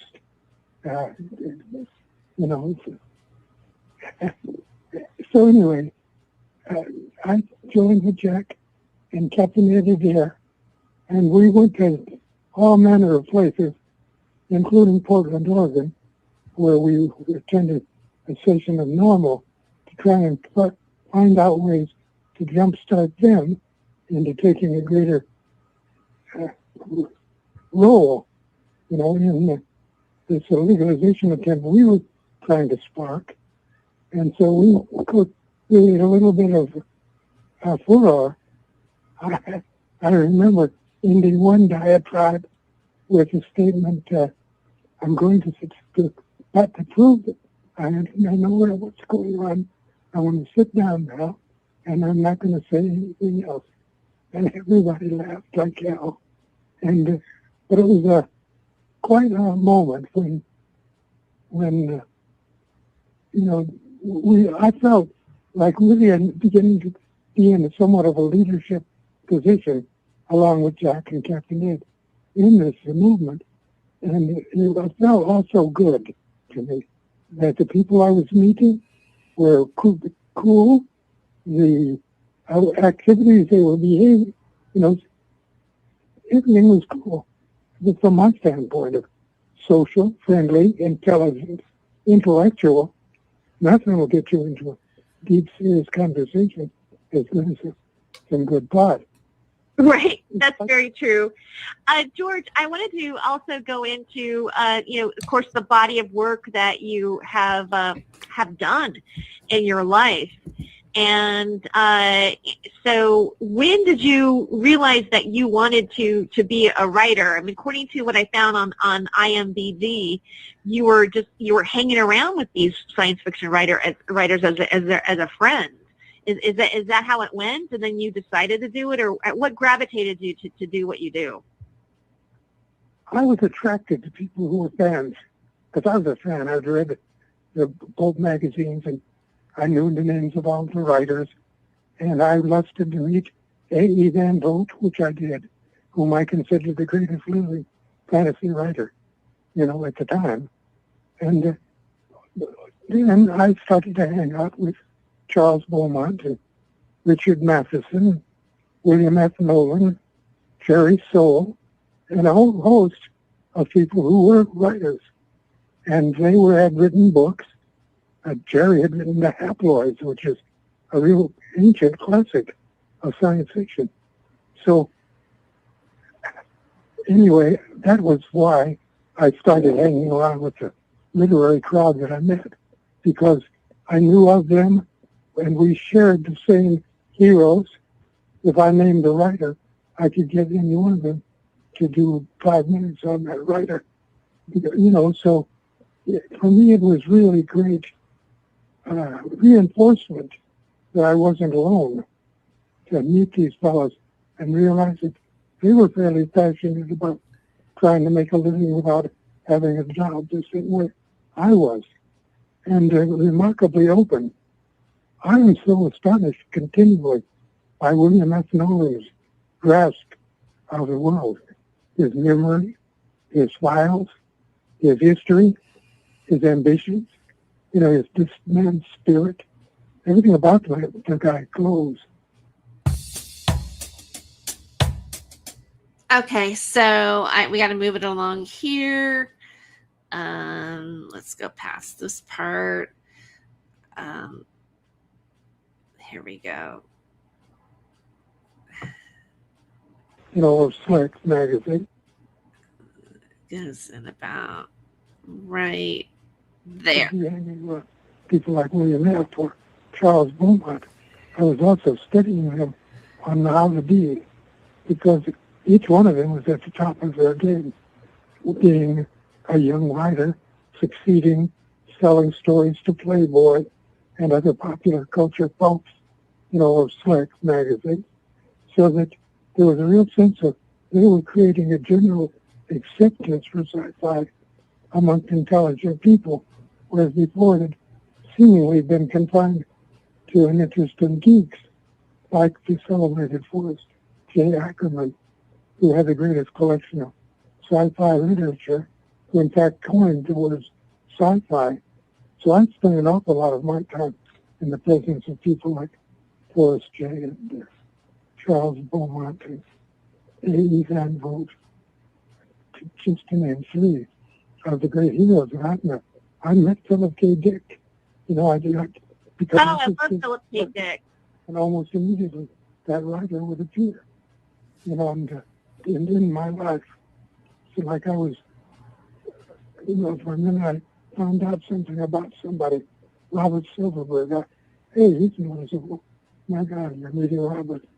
That sort of, that stuff was happening serendipitously in my life at the early beginnings of my interest in, or my acceptance as a writer in the fields of fantasy and science fiction, with sales to Rob Serling's The Twilight Zone, which I considered a great step forward because I thought it the best show on the air. And throughout the years, I got to the point where now I've got a plaque from the Writers Guild on the wall of my office here. And it says that congratulations, that your program, Star Trek Twilight Zone, have been voted by the members as the best 101 scripts, or shows. And they had a big, I don't know what, kind of a contest. But out of that came. I just want to say that's a really big deal. Are you there, Georgia? I mean, what do you say about that? George was more proud to have his peers recognize his work than any studio, because the studio usually kisses their own ass and gives themselves the Oscar. But when it comes from the guilds, like the Screen Actors Guild Award is much more important than the Oscars, because it's actually your peers saying this is the best of us, Yeah. And he looked at, like he said, his one regret in writing is Philip Dick. He knew Philip in the early 50s, and then Phil Dick died very early. Minority Report is one of his best works was made Yeah. by Tom Cruise, who was a Scientologist. Talk about dystopian cultism. And Right. L. Ron Hubbard was the only sci-fi writer to ever become a cult figure, but rebuilt a whole cult of his own right out of himself. Uh-huh. You know, that's the way I felt. That's the way Richard Matheson felt. And so did Ray Bradbury. George, sorry, any achievement, like to me, I think you were in the room with George and I, when he asked you to look at his work, it's a work of art. Do you remember when he said that? Uh-huh. And for George to call my writing a work of art humbled me. So the first time he read one of my works, I went to the bathroom 14 times to puke. I was so nervous and just felt I was regurgitating everything. And we had a shitload of fucking orange juice by the time we got around to reading it. And I said, take it home and read it when you're sober. And I thought, when the hell is that going to be? And he got back to me a month later and wanted to meet up with me in a diner. And he pointed out the format problem, not the story. And he said, this is a work of art. Remember, he said, it reminds me of Lawrence of Arabia in some parts, the vast desertscapes. It's very visual. He goes, a studio will ruin it. They'll chop it up. So make it as long as possible and as vivid as possible so they can't wander away with your work. But right. this should stay as is. And that was the greatest praise I ever got, was George complimenting my work. And he felt the same way with anybody in the real field. Right. That if you look at my work and not as competition, but praiseworthy, he was aglow. You know that. Well, I mean, it's a big deal. Okay, so I'm going to get back to the, let's keep going here. Yeah, please. Yeah. Piece of weird information that people who are writing in television are really sci-fi fans. They know the subject matter. George, sometimes when I've grown up with all these shows and the science fiction writing, Philip K. Dick, all of it, and have been interested in it. I feel that your writing, as well as your comrades, have really said a lot in terms of what the possibilities of our reality might be. In terms of Star Trek and a galactic society, and again, Philip K. Dick writing about cloning and all these kind of things that really look that they feel like they're real. Like we're coming into an age that a lot of the things that you've written about are becoming where we're looking up and going, look, this stuff is real. Do you have that feeling about this, or maybe that you've culturally enlightened people in sort of a preparation of what is maybe?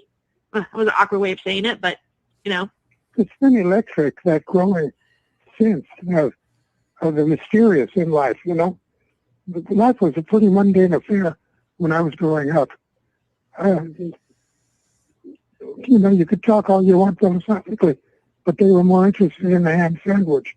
And so now I see a real ferment everywhere with people thinking about the possibilities of the future and/or constructs of human consciousness that contain some fascination for people.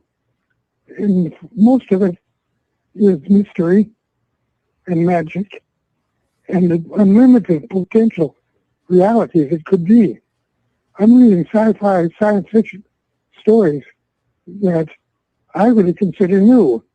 And one would think that most of the great science fiction had been written before 1940, but not true.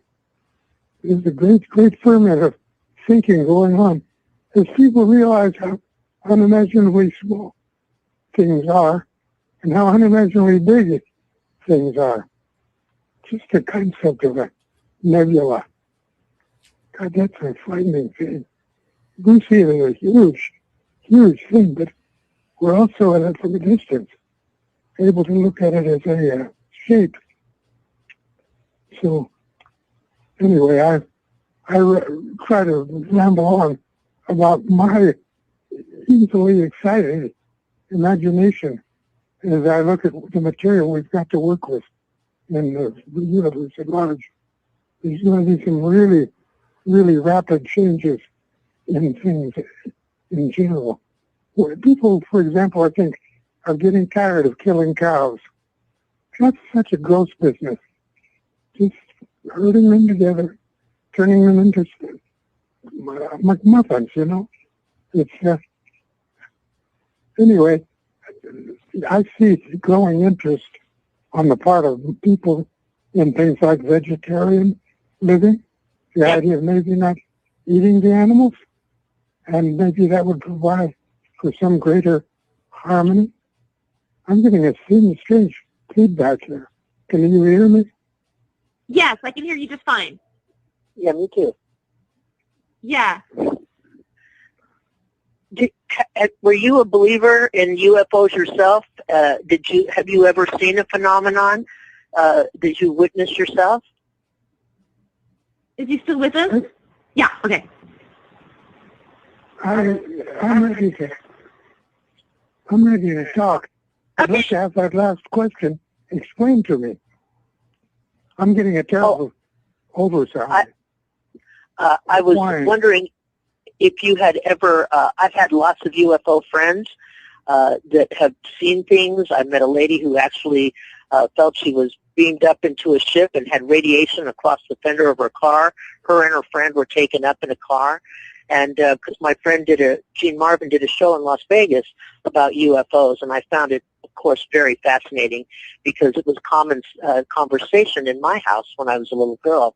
And I was wondering, have you met others that may have seen the UFO phenomenon? A lot of people claim to.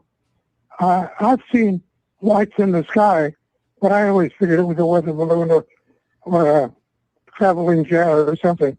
I'm usually not wrong about that. No, I have no evidence of it at all.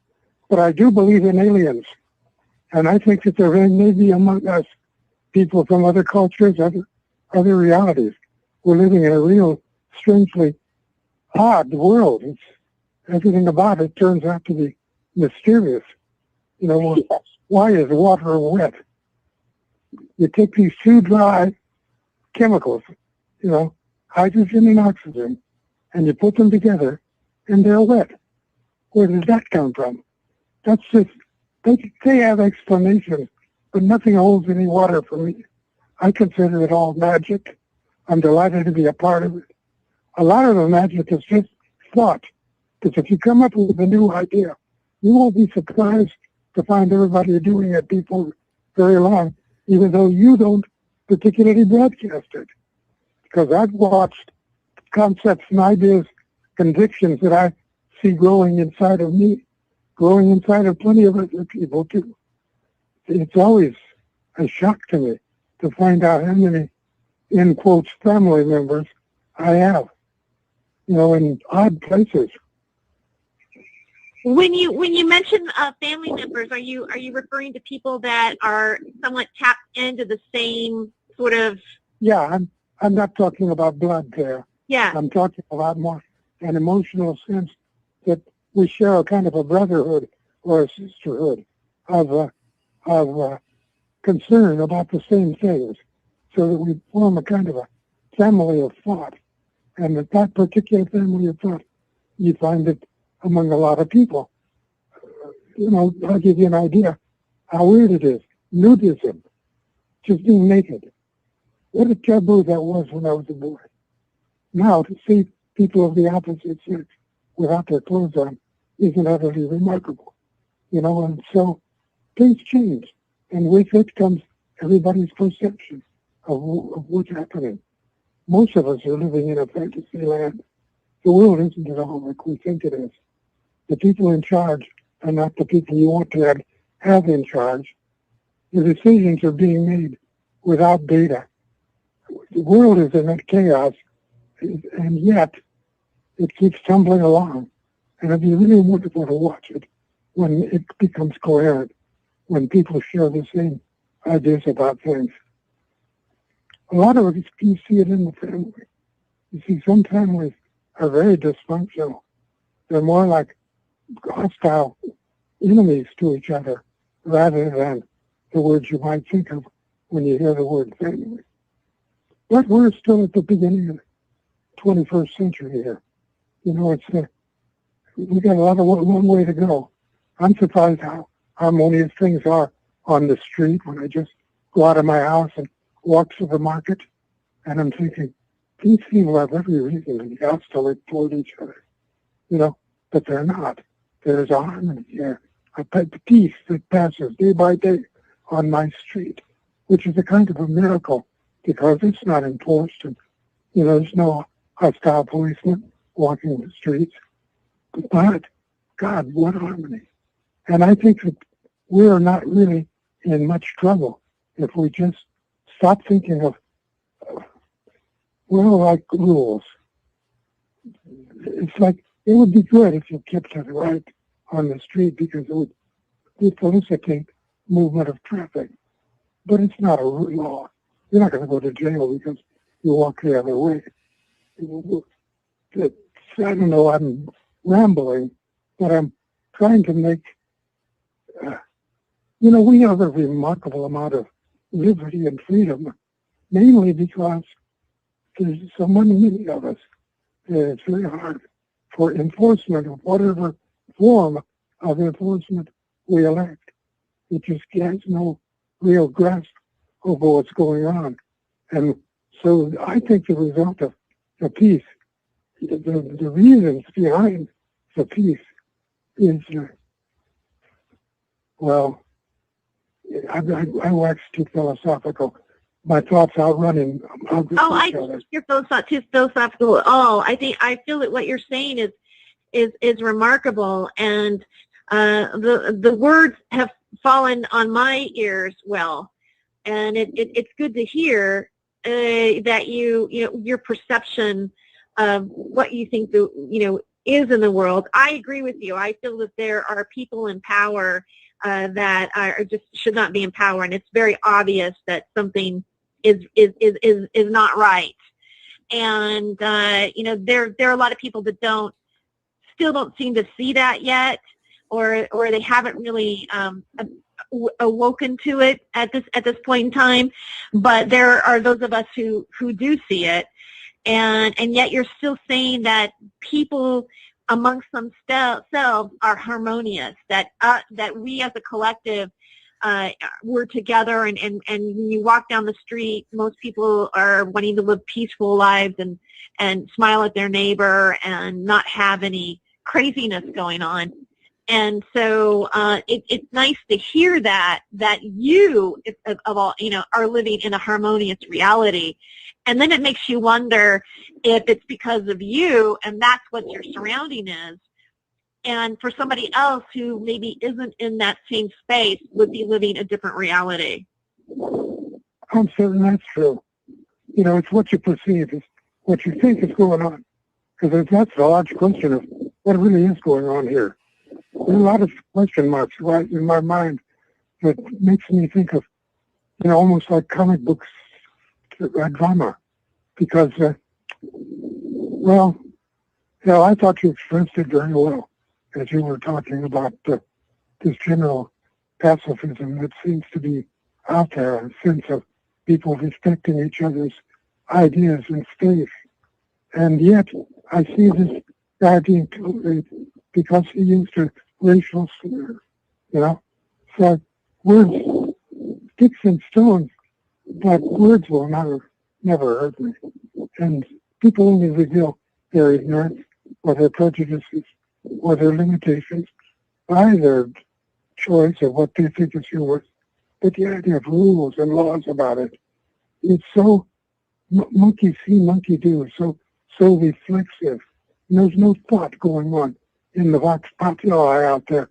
They are all just stimulus response and very easily swayed and sold by sweet talk and the decisive actions.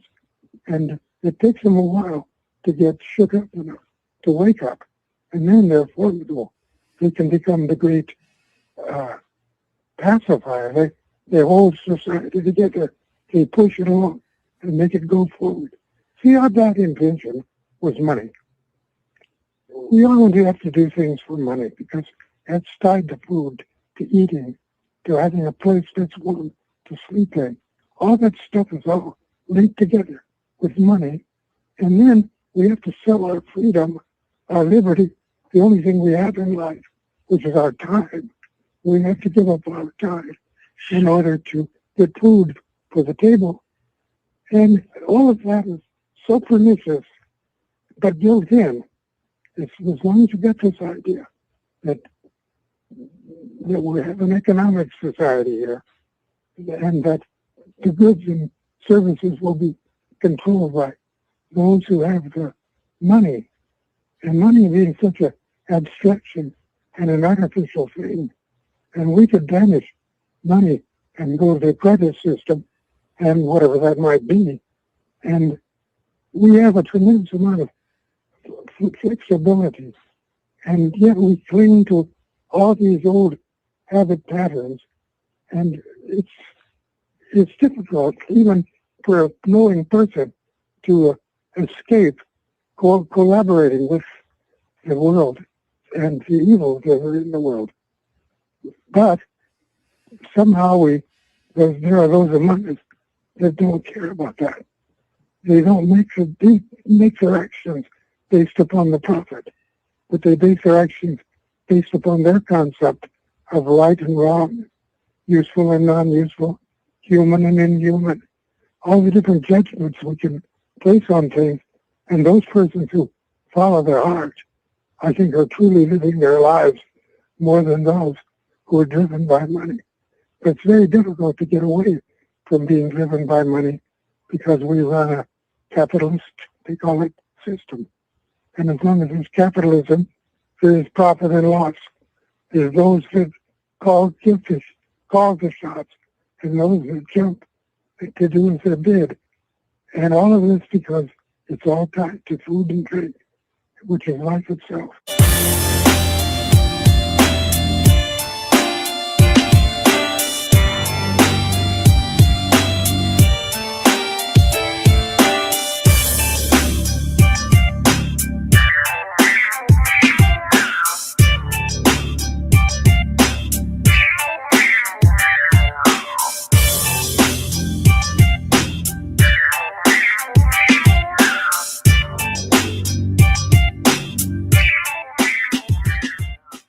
Welcome back to the Freedom of Joyce show on Revolution Radio. I am still trying to get in that chat room and I can't get into it. Now I've created something and it's asking me for a password and I can't get the password right. I'm like, oh, yeah. It's almost as frustrating as having your Facebook account like shut down for a day or something. Have you ever experienced that, Lori?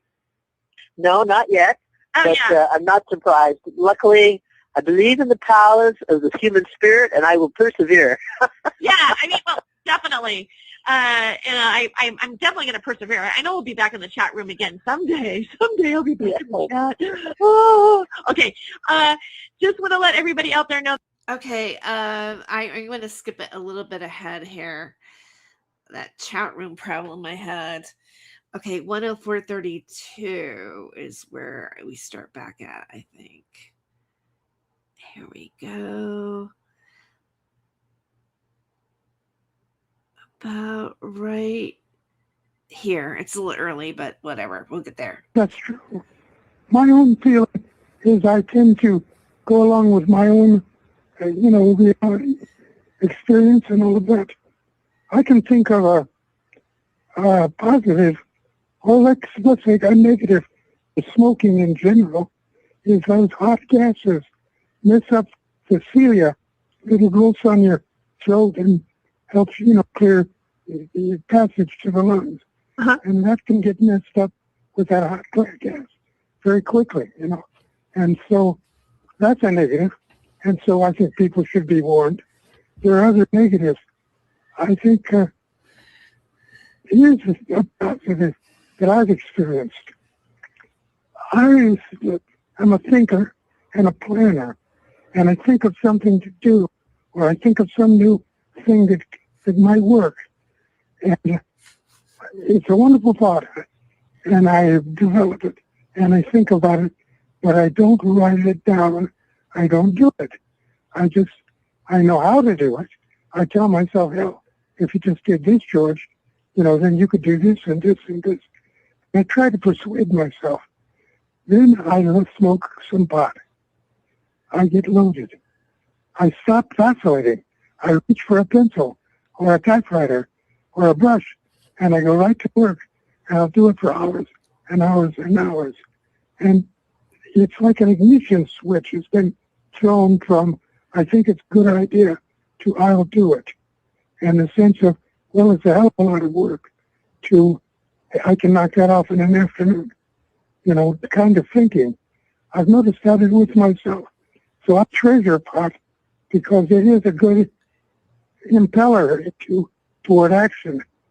It's one thing to think something through and understand it, but it's another thing to act on it. And marijuana is very useful in that regard. So there's a lot of good things and a lot of bad things you could say about any thing, and I guess it could become addictive, but usually you think of withdrawal as some kind of a situation, and I've never experienced any withdrawal, although I've gone through periods when I couldn't acquire any pot for some reason, and so my general thought is through my own experience, I haven't found any negative associated with it. I think it in many ways brightens your spirituality. It makes you more aware of the ethereal rather than the mundane and the practical. It's a wonderful situation, I think. I know it's helped me in my creative life, or in my work life, or in my social life. I've met a lot of really, really splendid people over our shared interest in good marijuana. I think there's a lot of people out there growing it and making a great profit from it. And it would be so simple for the government to say, okay, it's cool to grow it in your backyard or in your window box, and we don't give a damn about it anymore because it's harmless. It's positive in most of the ways that I can reflect on it. I could defend it against any detractor. I've grown it. I understand it, and I've sympathized and participated with others, and I've found them to be very high caliber people, like Captain Ed and Jack Adair. Jack Tere and Ed Adair. They were two really upright, strong-minded, creative, logical, and traditional. You could talk to Jack Adair about the ancient Jews and the Torah and all that sort of stuff with great clarity. He understood all of that material. He was a historian, among other things. He had quite a library of historical writings, and I consider myself very well read. But I ran across a couple of books at Jack's house that I hadn't heard of. He was a scholar, for one thing. He was really an intelligent fellow, and he was strong-minded. Once he was determined, he would have the ability to act. Let's put that on paper to encourage others to participate and help out. And I've watched sections where 3 or 4 different people were helping Jack to edit the Emperor Wears No Clothes. Jack took the credit for writing all of it, but in many cases, he just compiled a bunch of writings that he orchestrated in the minds of others who were of like mind. Had a great persuasive power. And so before long, it was by Jack Adair, and a compilation of scraps of writing other people had done. I approve of that. I don't consider it reprehensible. That's how things do get done. I agree with you. I like to write too. I find it inspires. It takes me to another level. It opens up my mind and my consciousness, and to think in creative beauty. And it's a marvelous thing to be able to express yourself and journey through a higher elevation of the what's up, I call it. And I find it always connects me closer to things, because it's definitely, I don't know if you're hip, George, to a guy named Lord Buckley, but that was my dad, and he was totally believed in the beauty of marijuana. He had suffered through alcoholism, which was very difficult, but he managed to, navigate through it. And he believes so much in the power of love and the power of people. And I think that that's what marijuana does, is reminds you that the beauty of life is out there and thriving and swinging and grooving, and that we are all so beautifully connected if we can understand it and not be afraid, but to dig it and enjoy it and reap the conscious benefits of the transition of love. Because I can tell by the way in which you speak, George, that you love and you love deeply in creativity, in people. The pieces that you've written are all about the realization of humanity and the struggle, as well as a positive outcome for people to recognize it and look for it and be part of it. You have also, I feel that coming from you. I'm basically a decent guy. My kids like me. I've been married for over 60 years. I own my own home. I don't have no enemies. I don't think there's anybody out there that personally wishes me ill. And I've lived 85 years. And all of that is just it gives me a sense of hey, this has been a good life.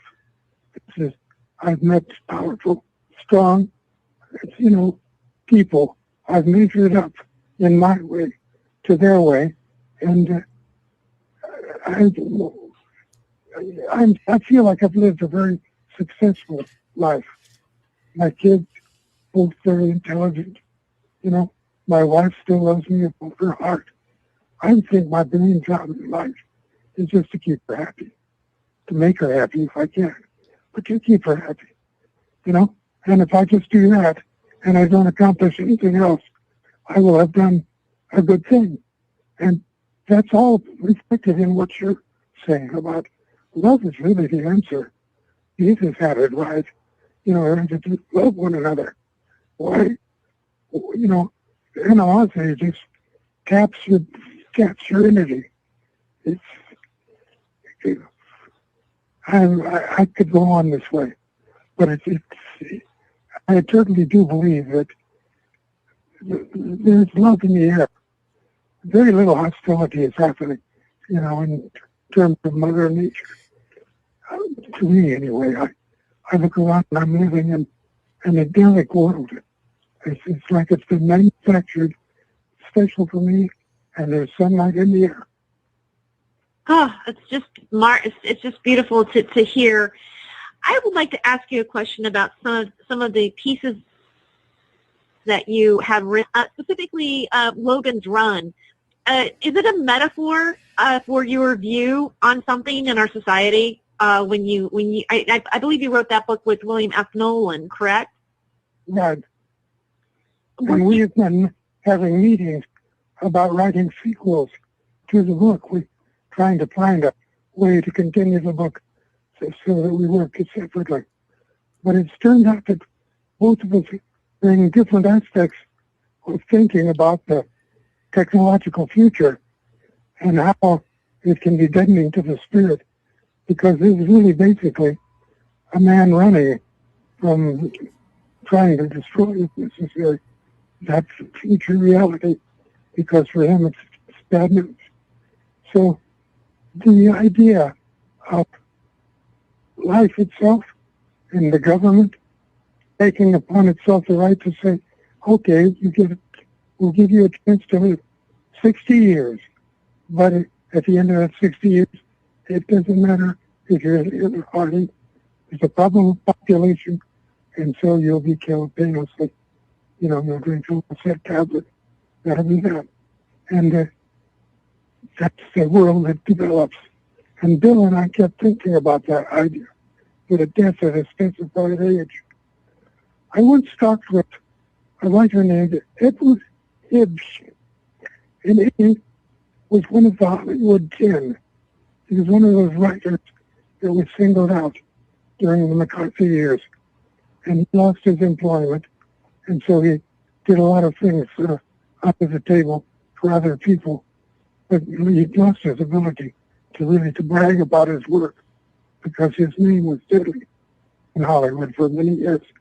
Anyway, I prepped this story in front of him, and I told him that Bill and I were trying to think out death at 21 when you're just really beginning your adult life, or death at 30 when you've comfortably reached a point where now you're starting to find where you belong, or death at 45, or death at 60. You know, we were trying to think, because it's really a guy who's sentenced to this kind of fate and tries to escape from it, and joins with a girl, and the two of them run. And so it becomes a story of two people trying to get away. Whatever the away is, it's a commonplace form. And we found that we were very easy to talk about it because we could both see it in the abstract shift of its details. So we decided to go to work on it. And we, because we were good friends and shared a lot of friends together. But basically it was an idea what offense it would be for the government to determine how long your life should be because of actuarial tables and expert opinion and a goodwill to try to keep yours tumbling along, because it's very easy for us to outbreed upward supply. Very easy.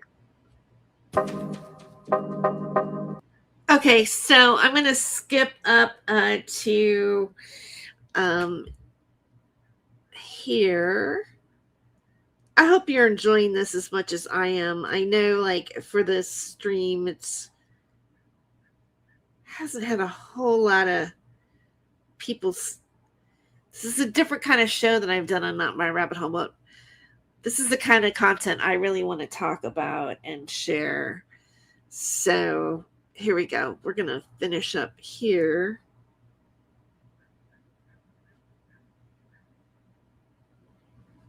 And this will be repurposed on Not My Rabbit Hole is on Rumble. I stream on X. I stream on Facebook. I'll do clips of this show.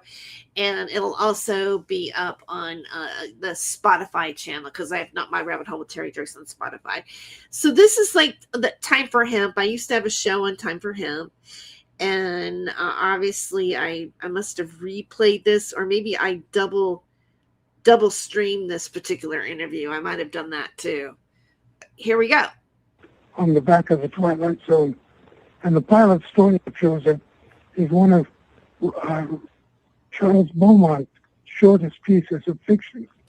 And it's about a group of people gathered in a graveyard.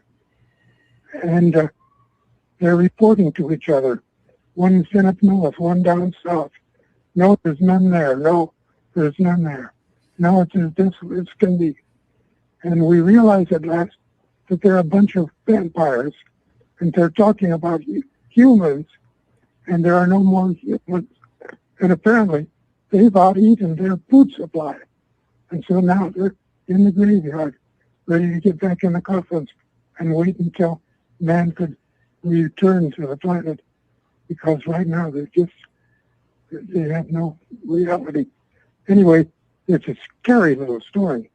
And to do it in maybe 15 minutes on TV with big name people, sort of part of the ambitious project. But we're thinking as a pilot, maybe that would be a good story. It's called A Place of Meeting. Wow, that does sound really interesting. So basically what's happening there, it's kind of a choppy edit, but he is telling us, on Revolution Radio, a story about a plot line of vampires that eat all the humans up to where there's no resources for them on the planet. Kind of like almost like what we're going through right now, in a sense. What do you think about that idea, Gorja? You lost me on that. Oh, okay. So can you repeat that? Okay, so right now, like I was just playing a part where George is basically, I believe it's a script that William F. Nolan and him were an idea, or he wrote it. It takes place in a graveyard, with these, characters. I guess maybe you think they're human in the beginning, but they're wanting to find meat or eat meat.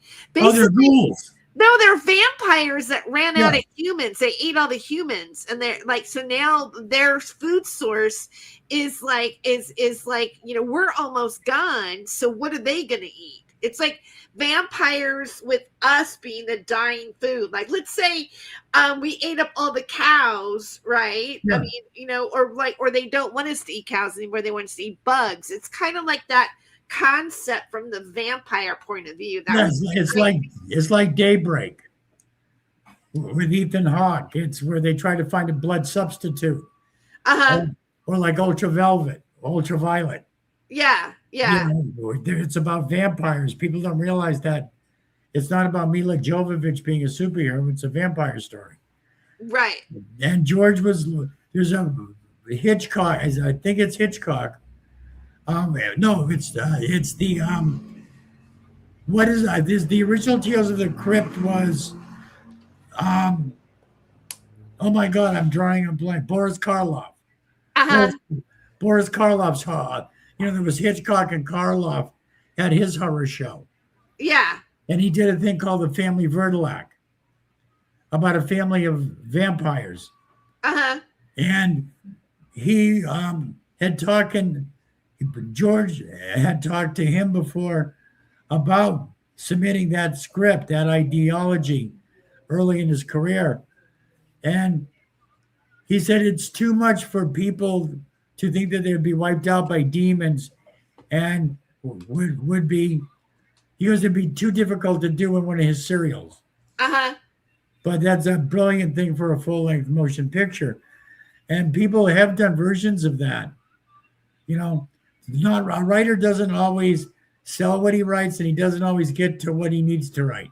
Right. I just think that's kind of an interesting idea, and I just kind of wanted to like bring you in on that thought. Ray Bradbury's got something similar with a bunch of ghouls. So remember Ray Bradbury's theater, Tales of the Dark Side? Yeah, I loved it. Yeah, one of them is about ghouls sitting down with a reporter at dinner. And then he realizes he's not there's supposed to be the committee for the cemetery. Right. And it turns out that they're actually ghouls.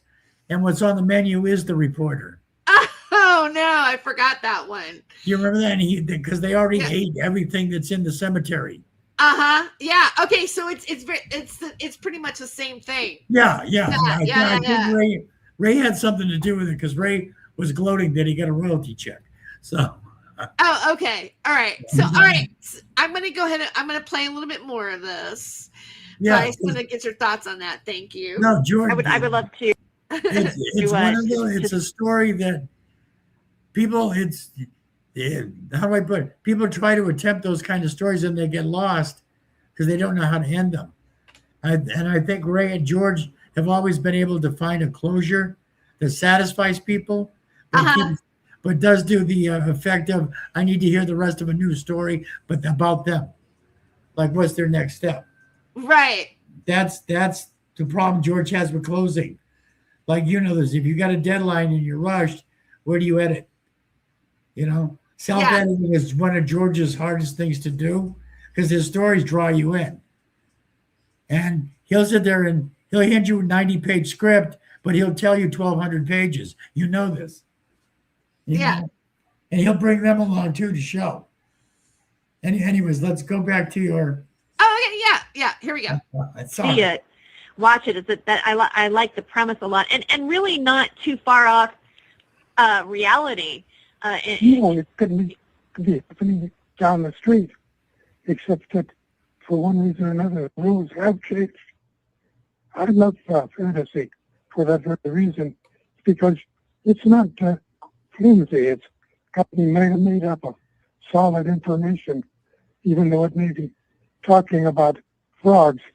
It really may be, talking about lies or something else abstract, and trying to trace that out in the writings of others. I get an awful lot of information between the lines. And I'm hoping that there's an audience for my work, because I think my books and stories contain an awful lot between the lines, because sociologically they're sort of based upon some thought. Yeah, I do feel that there's a place for it, and that you're still in the pulse of everything.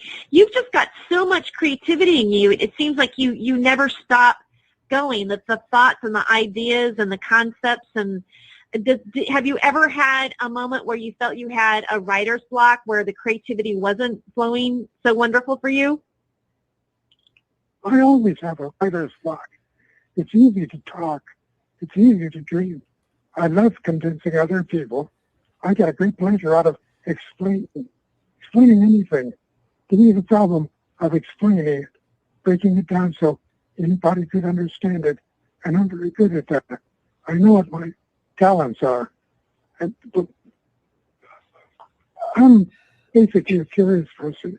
I've read the giants in literature. I've read just about everything you can think of relates to the field under discussion. I consider myself a thoroughgoing veteran master of fantasy, of a certain brand that I see in some of the very best writers. You know, I guess I'm a fan of Ray Bradbury.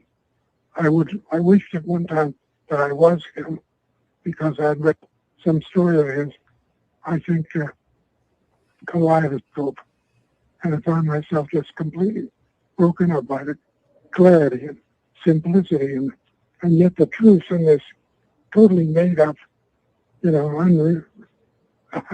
Anyway, Ray Bradbury. Some writers really have it. One of the writers I think is probably the best action-adventure guy is named Alfred Bester. He wrote The Stars, My Destination, and a number of other fantastic novels. And his energy, his ability to set up philosophy, or to set up a mood, and to maintain that mood for pages, is just so artful. To look at his work, it's to gasp in wonder that somebody could understand language that well and use it that effectively. I urge you to read The Stars, My Destination. I think it's probably the best science fiction book out there. Oh, I'll take a look at it. That sounds good. That's good to know. I wanted to ask you also. Now you've done Logan's Run. You're still working on more to that storyline with William F. Nolan, and I really am looking forward to seeing more come out on that character, on the story. Sometimes I feel that Logan's Run actually really exists today, and I wonder if we are not programmed or designed to expire around 70, so that we don't have to they don't have to keep paying us Social Security. And the reason why I think this is because of all the commercials that you see on television with the pharmaceutical companies and all the things geared towards what to do when you're older and your retirement and all this kind of stuff. It's like, I feel like they're mentally programming us to cause us to go ahead and go there, as if because your mind thinks that your body ages that way, and you go, well, this is the way it is, therefore everything becomes that. I don't know if that's a bizarre theory or not, but I do believe it. Sometimes I don't want to have conversations with people and talk about my age or make it an issue where I catch myself saying, oh, I'm older now, so such and such is happening to me, because I feel that if I say that, then I'm cutting myself off. I'm not allowing myself to be this expansive person that has this, a child imagination is what I think, and wanting to know more, wanting to keep that spirit of youthfulness in you, or what you would think would be youthful. I don't know. I just feel that, and also I feel that we're being poisoned, that our food is tainted, and we've got, geoengineering going on in the sky, and all kinds of destruction. It's really happening. Like I feel like it's like, well, we want these people that exist here to live about this long, and then when they get to this age, they're not going to be that useful. So let's just try to eliminate them and get them off of the system as much as possible. I don't know. Do you guys, Lori, do you feel that way, or am I just, this paranoid person? I don't know. Well, I see there's not. I would like to see a little more beauty, a little more uplifting, less terror, and more conscious effort to unite with each other in a loving way, to reach out to those like we've known forever how to cure ghetto. You just invest in it. You replace the things that were taken from it when it was once prospering, and you believe in people. And now we seem to have a tendency to incarcerate against anyone. They make laws that are so easy to be arrested. We see our police tremendously disturbed and out of whack. They're no longer serving the people. They're serving their union and the powers that be. And in these transitions, we have lost part of our understanding of the beauty of people and their situations. And so I'm all for, and I think that's what my parents saw. My parents were very forgiving and very loving and very understanding. And my kids say to me, "Oh, Mom, you're always sticking up for the other guy." And I said, because they are the less fortunate.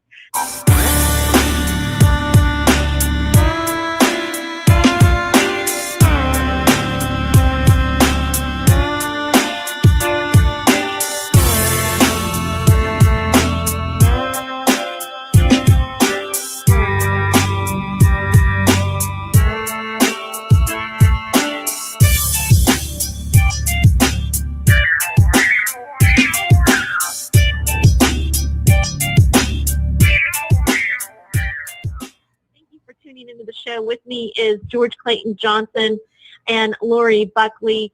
And again, we're the last half hour here, so if you do have any questions that you want to ask, George Clayton Johnson. George Clayton Johnson has written Ocean's 11, as well as Logan's Run, first episode of Star Trek, and other episodes as well, and also The Twilight Zone. So if you have any questions, please do give us a call. And with me is also the extraordinarily wonderful Lori Buckley. So thank you for being here, you guys. Our pleasure, baby. I have a question, George.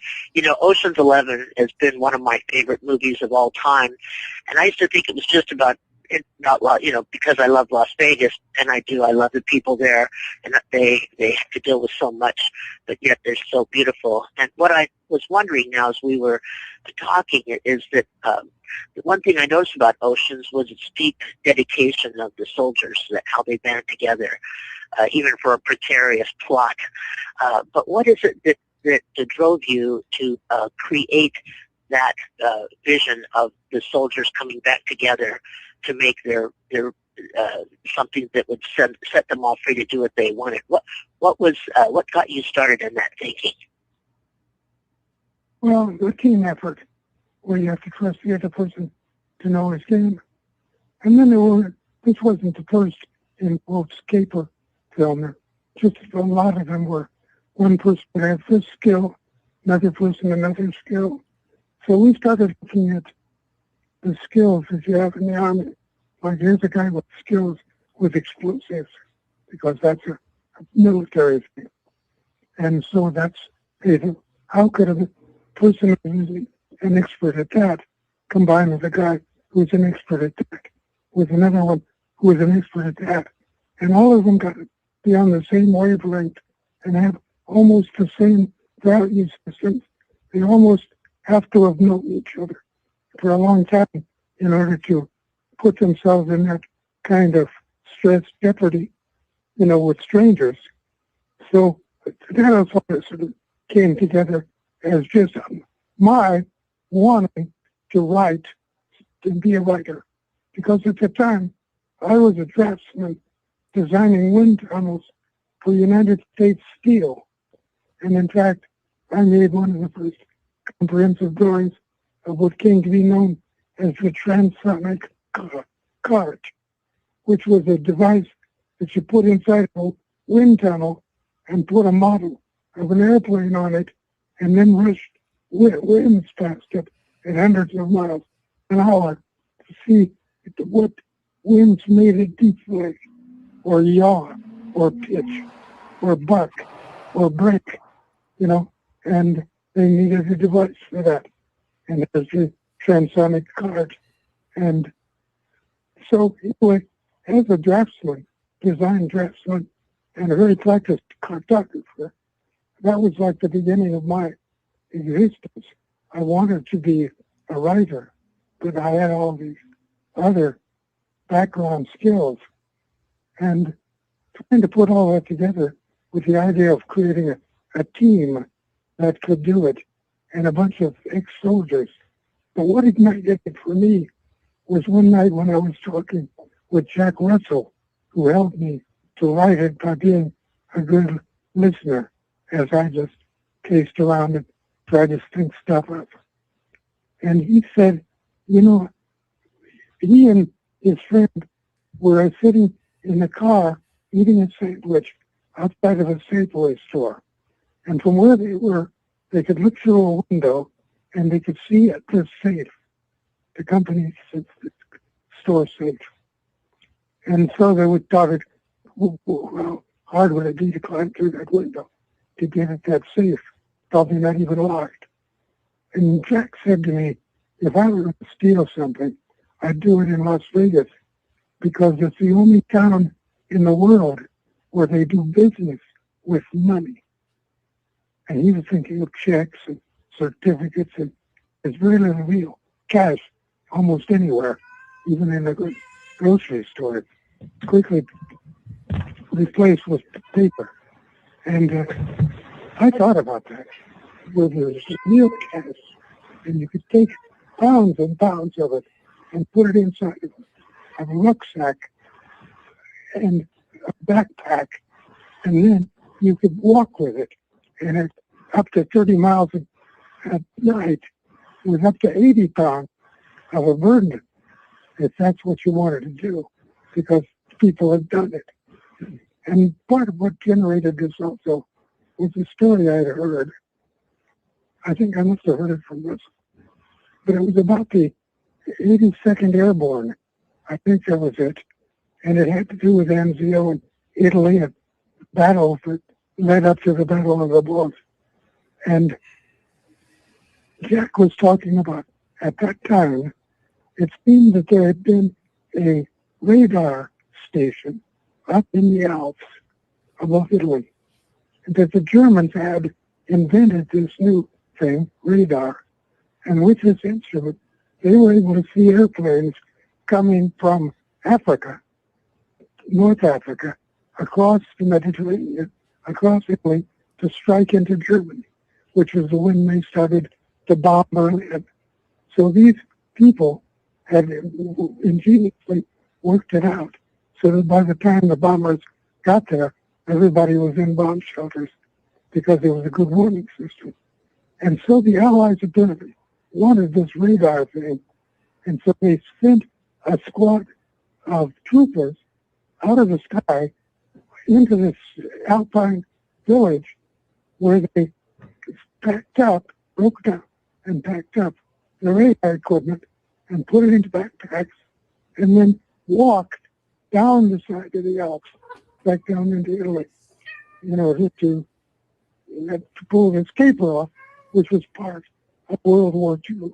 And as far as I knew, authentic, if it actually happened. And so how do you apply this kind of logic?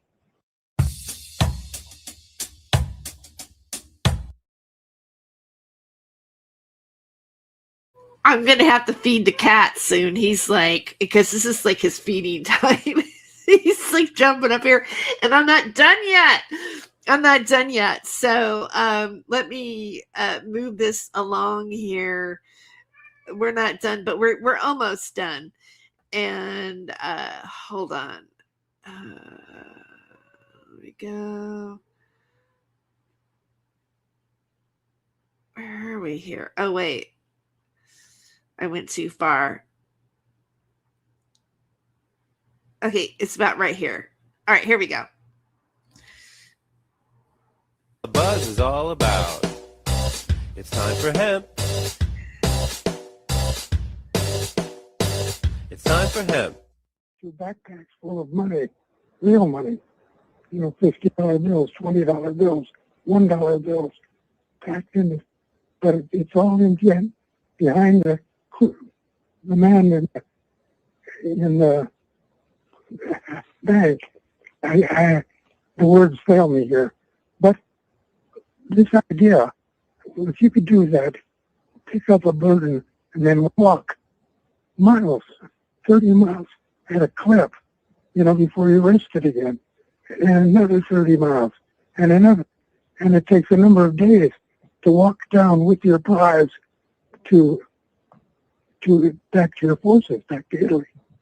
And now, what about Las Vegas? And what about a bunch of money? And what about the Mexican border, only 300 miles away, and open and clear all the way? No major cities, only one highway crosses this vast region. So it would be a very difficult place for anybody to try to stop you from walking from Las Vegas to Mexico.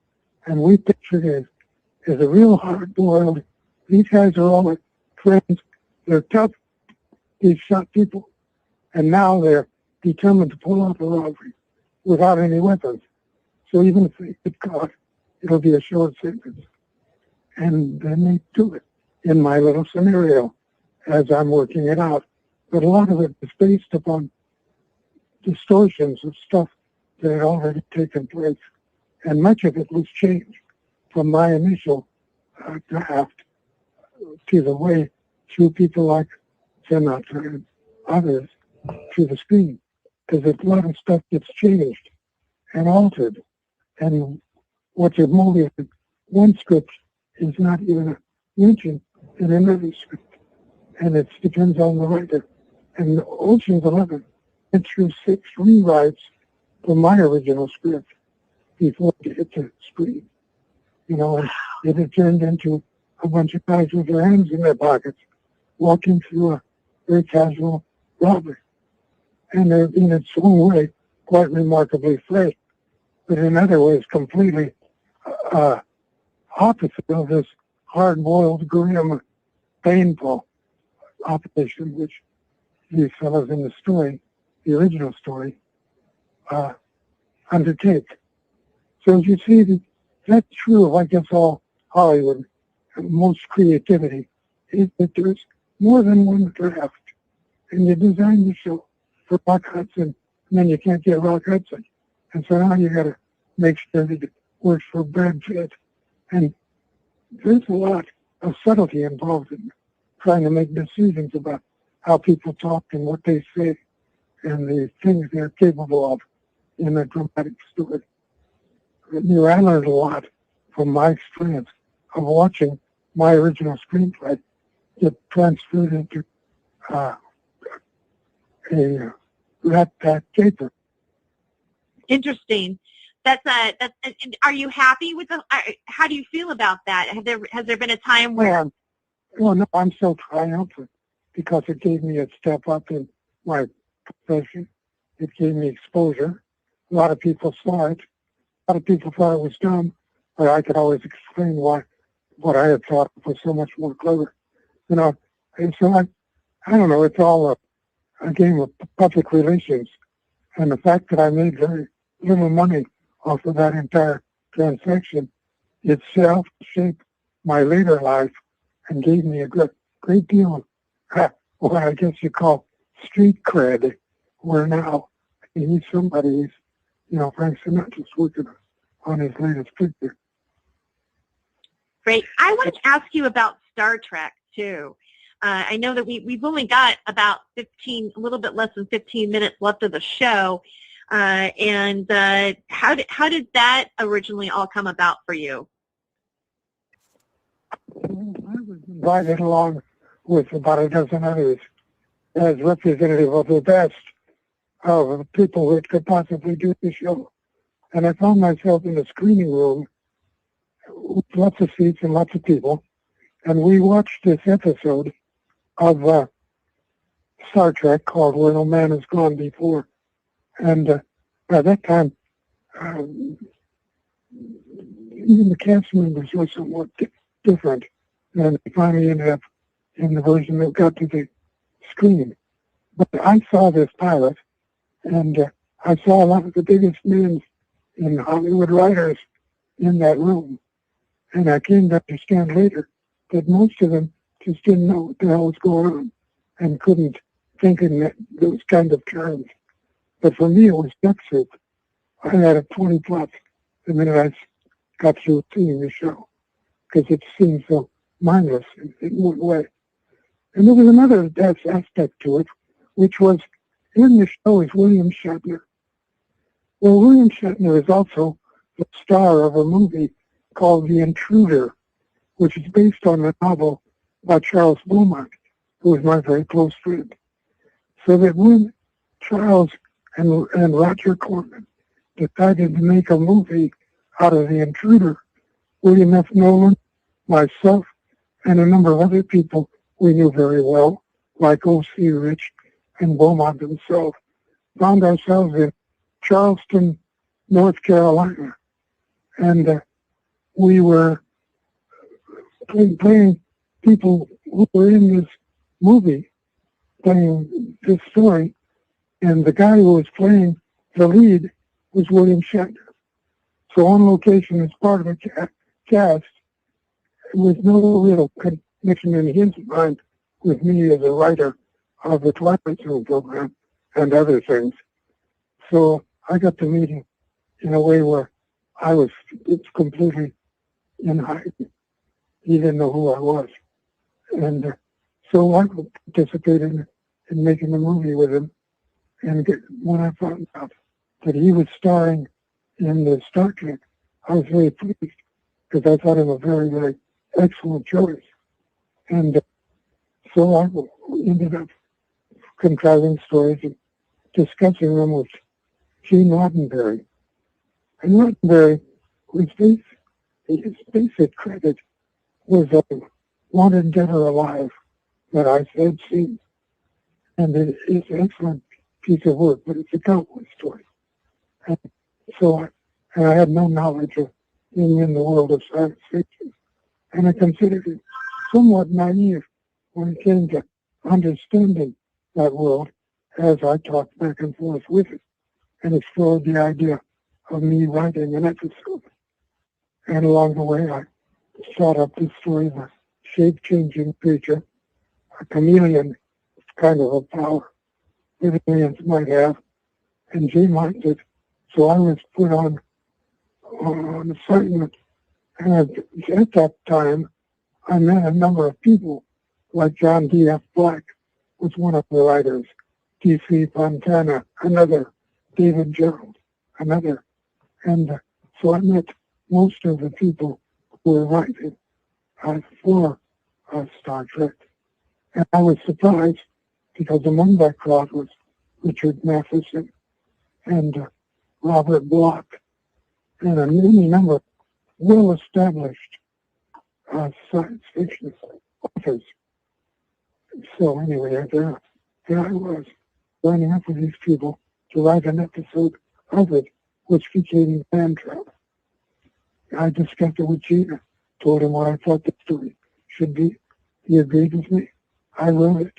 He put his stamp of approval on it, and they started to film it. My wife, Laura, and I went down and watched him shoot and talked with him and had a chance to become friendly with Leonard Nimoy, who was for me a new face. I hadn't known about him as an actor, and I found him a very intense fellow and enjoyed his presence a great deal, and was happy to be part of that whole experience because Gene Roddenberry gave us writers complete freedom to run over a lot where we wanted to go, come anytime, needed no passes, just wave it at the doorman and we go through. And that turned out to be really quite true. I remember one little incident when I was in his room, and in this self-same room was Harlan Ellison. And Ellison had been put in this room by Roddenberry because Ellison owed Roddenberry a script where the deal had been taken place, but where Ellison hadn't delivered the damn script. So then Berry said, you come here and you might get up the studio because you're going to do it because it's paid for. So there was Harlan, and he's on the floor, lying on the floor in this little office and talking to me. And because we're both lawyers on the show. And through the window, it was an open window, comes climbing a man who turned out to be Herbert F. Solo, who was in charge of the studio. And I recognized him and he recognized me. So I said, Herbert, what's this? And he said, I'm sneaking up on Roddenberry. Yeah, Roddenberry hides the whiskey before I come in the damn room. Anyway, some kind of a joke.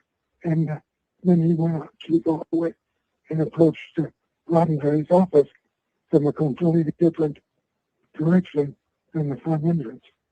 And I guess he wants to surprise Roddenberry quite a bit. But I remember that attitude of the studio, because even the owner, the guy who's really managing the whole studio, knew us as people very soon, and all of us had complete free reign. I remember looking at the set of the engine room where all those Titanic industries are built up that propel these spaceships to the cosmos. And that particular engine was just a closet-sized box that was contrived so cleverly that it had a feeling of great depth in it, and that in there they could put with like an acetylene torch. So look from this distance down this casing of this vessel at the emergence of power from the engine into outer space. All very compelling. And I enjoyed working on the show as much for the chance to give me a chance to watch them, for example, build this alien community for the man trap out of cardboard and sprayed gunite, which they built these pieces of cardboard boxes and then taped them together and then sprayed them with gunite, and it ended up being a temple, a huge, almost destroyed temple. It was just a piece of artwork. You could literally almost pick it up, although it looked massive and injured. And so I learned an awful lot about making a film from having free run of Paramount.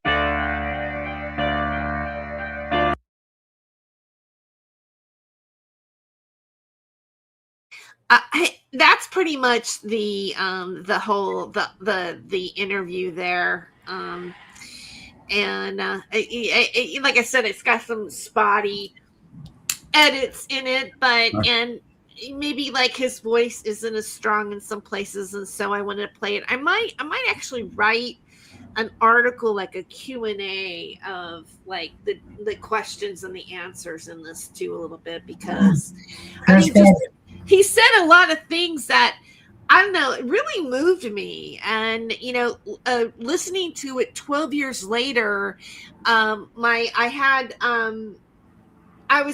was interesting to look back at our conversation that we had then, and then to look at like what's happening now. Mm-hmm. And he was very, very insightful. And, I wanted to,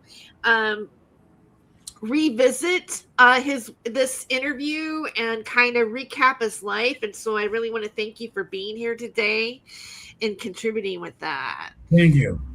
Yeah, and I appreciated George because he showed you that we actually are living in a dystopian world. And and there are versions of our future that a million writers are writing that are not false, that are truths. And it's a paradox because they're all writing the same thing, but in very much different ways. But they're not plagiarizing each other either.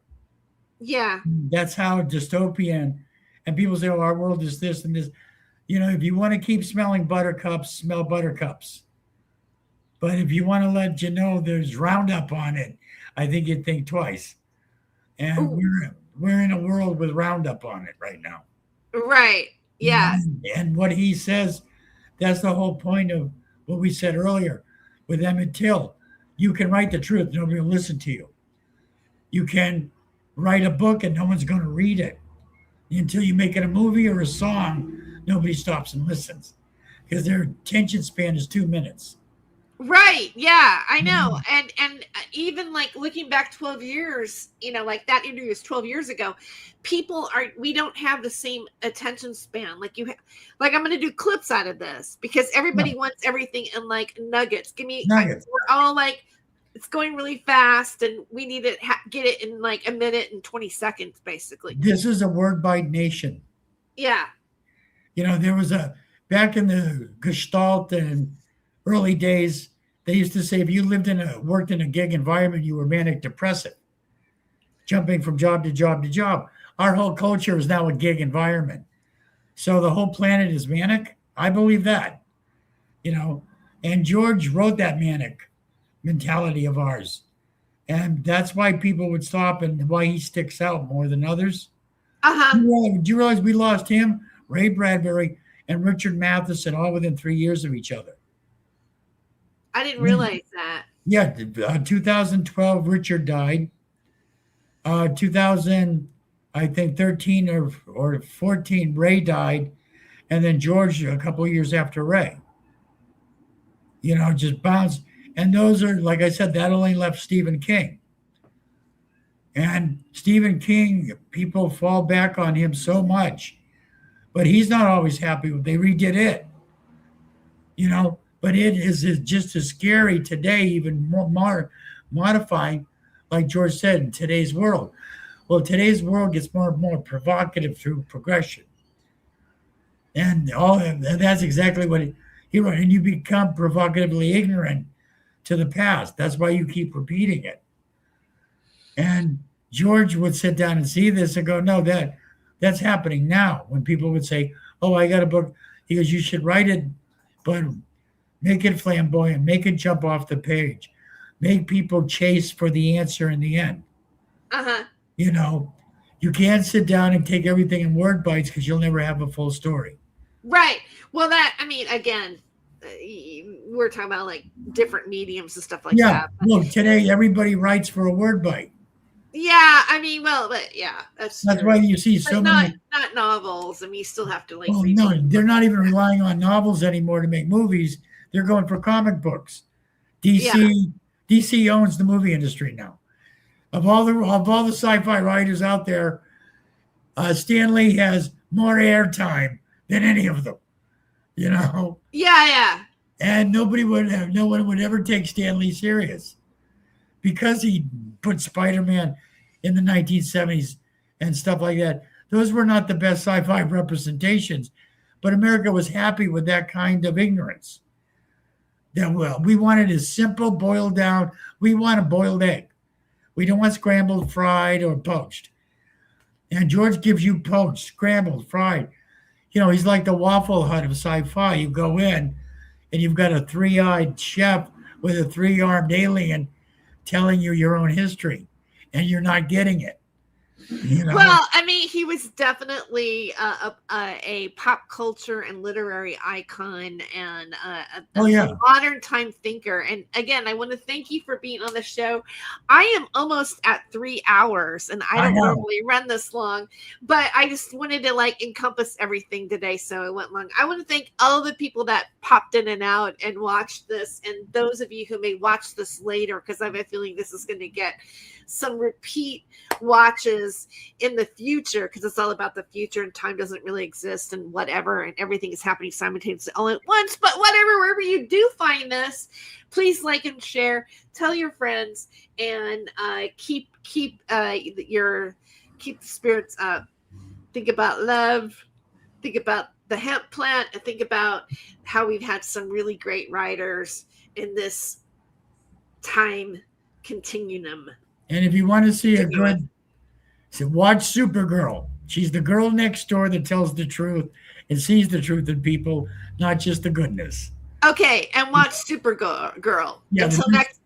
The new Supergirl, in my opinion, is they needed a girl that's the girl next door like that, that's going to play baseball and punch her lights out and still be prom ready, you know, but that sees the dystopia we've created for ourselves. Because you can keep looking for goodness and never find it, but if you find the truth, it's amazing. So, you know, it keeps your attention longer if you stopped and really looked at the truth. And on that note, we're going to say goodbye. Bye-bye. Cheers.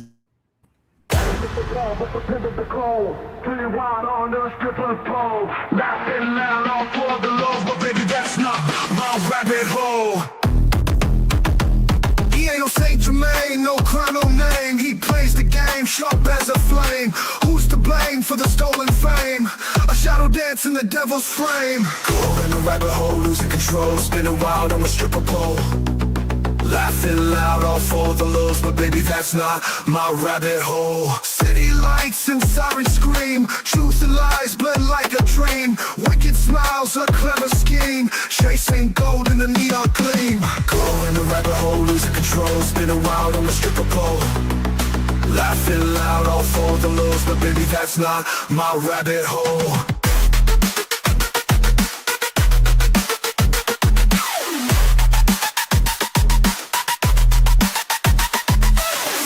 Fast, can't find the ground. Echoes of chaos all around. You chose this dance, this mad parade, but not every choice gets accolades. Go in the rabbit hole, losing control, spinning wild on the stripper pole. Laughing loud, all for the lows, but baby, that's not my rabbit hole. Spinning wild on the stripper pole. Laughing loud, all for the lows, but baby, that's not my rabbit hole.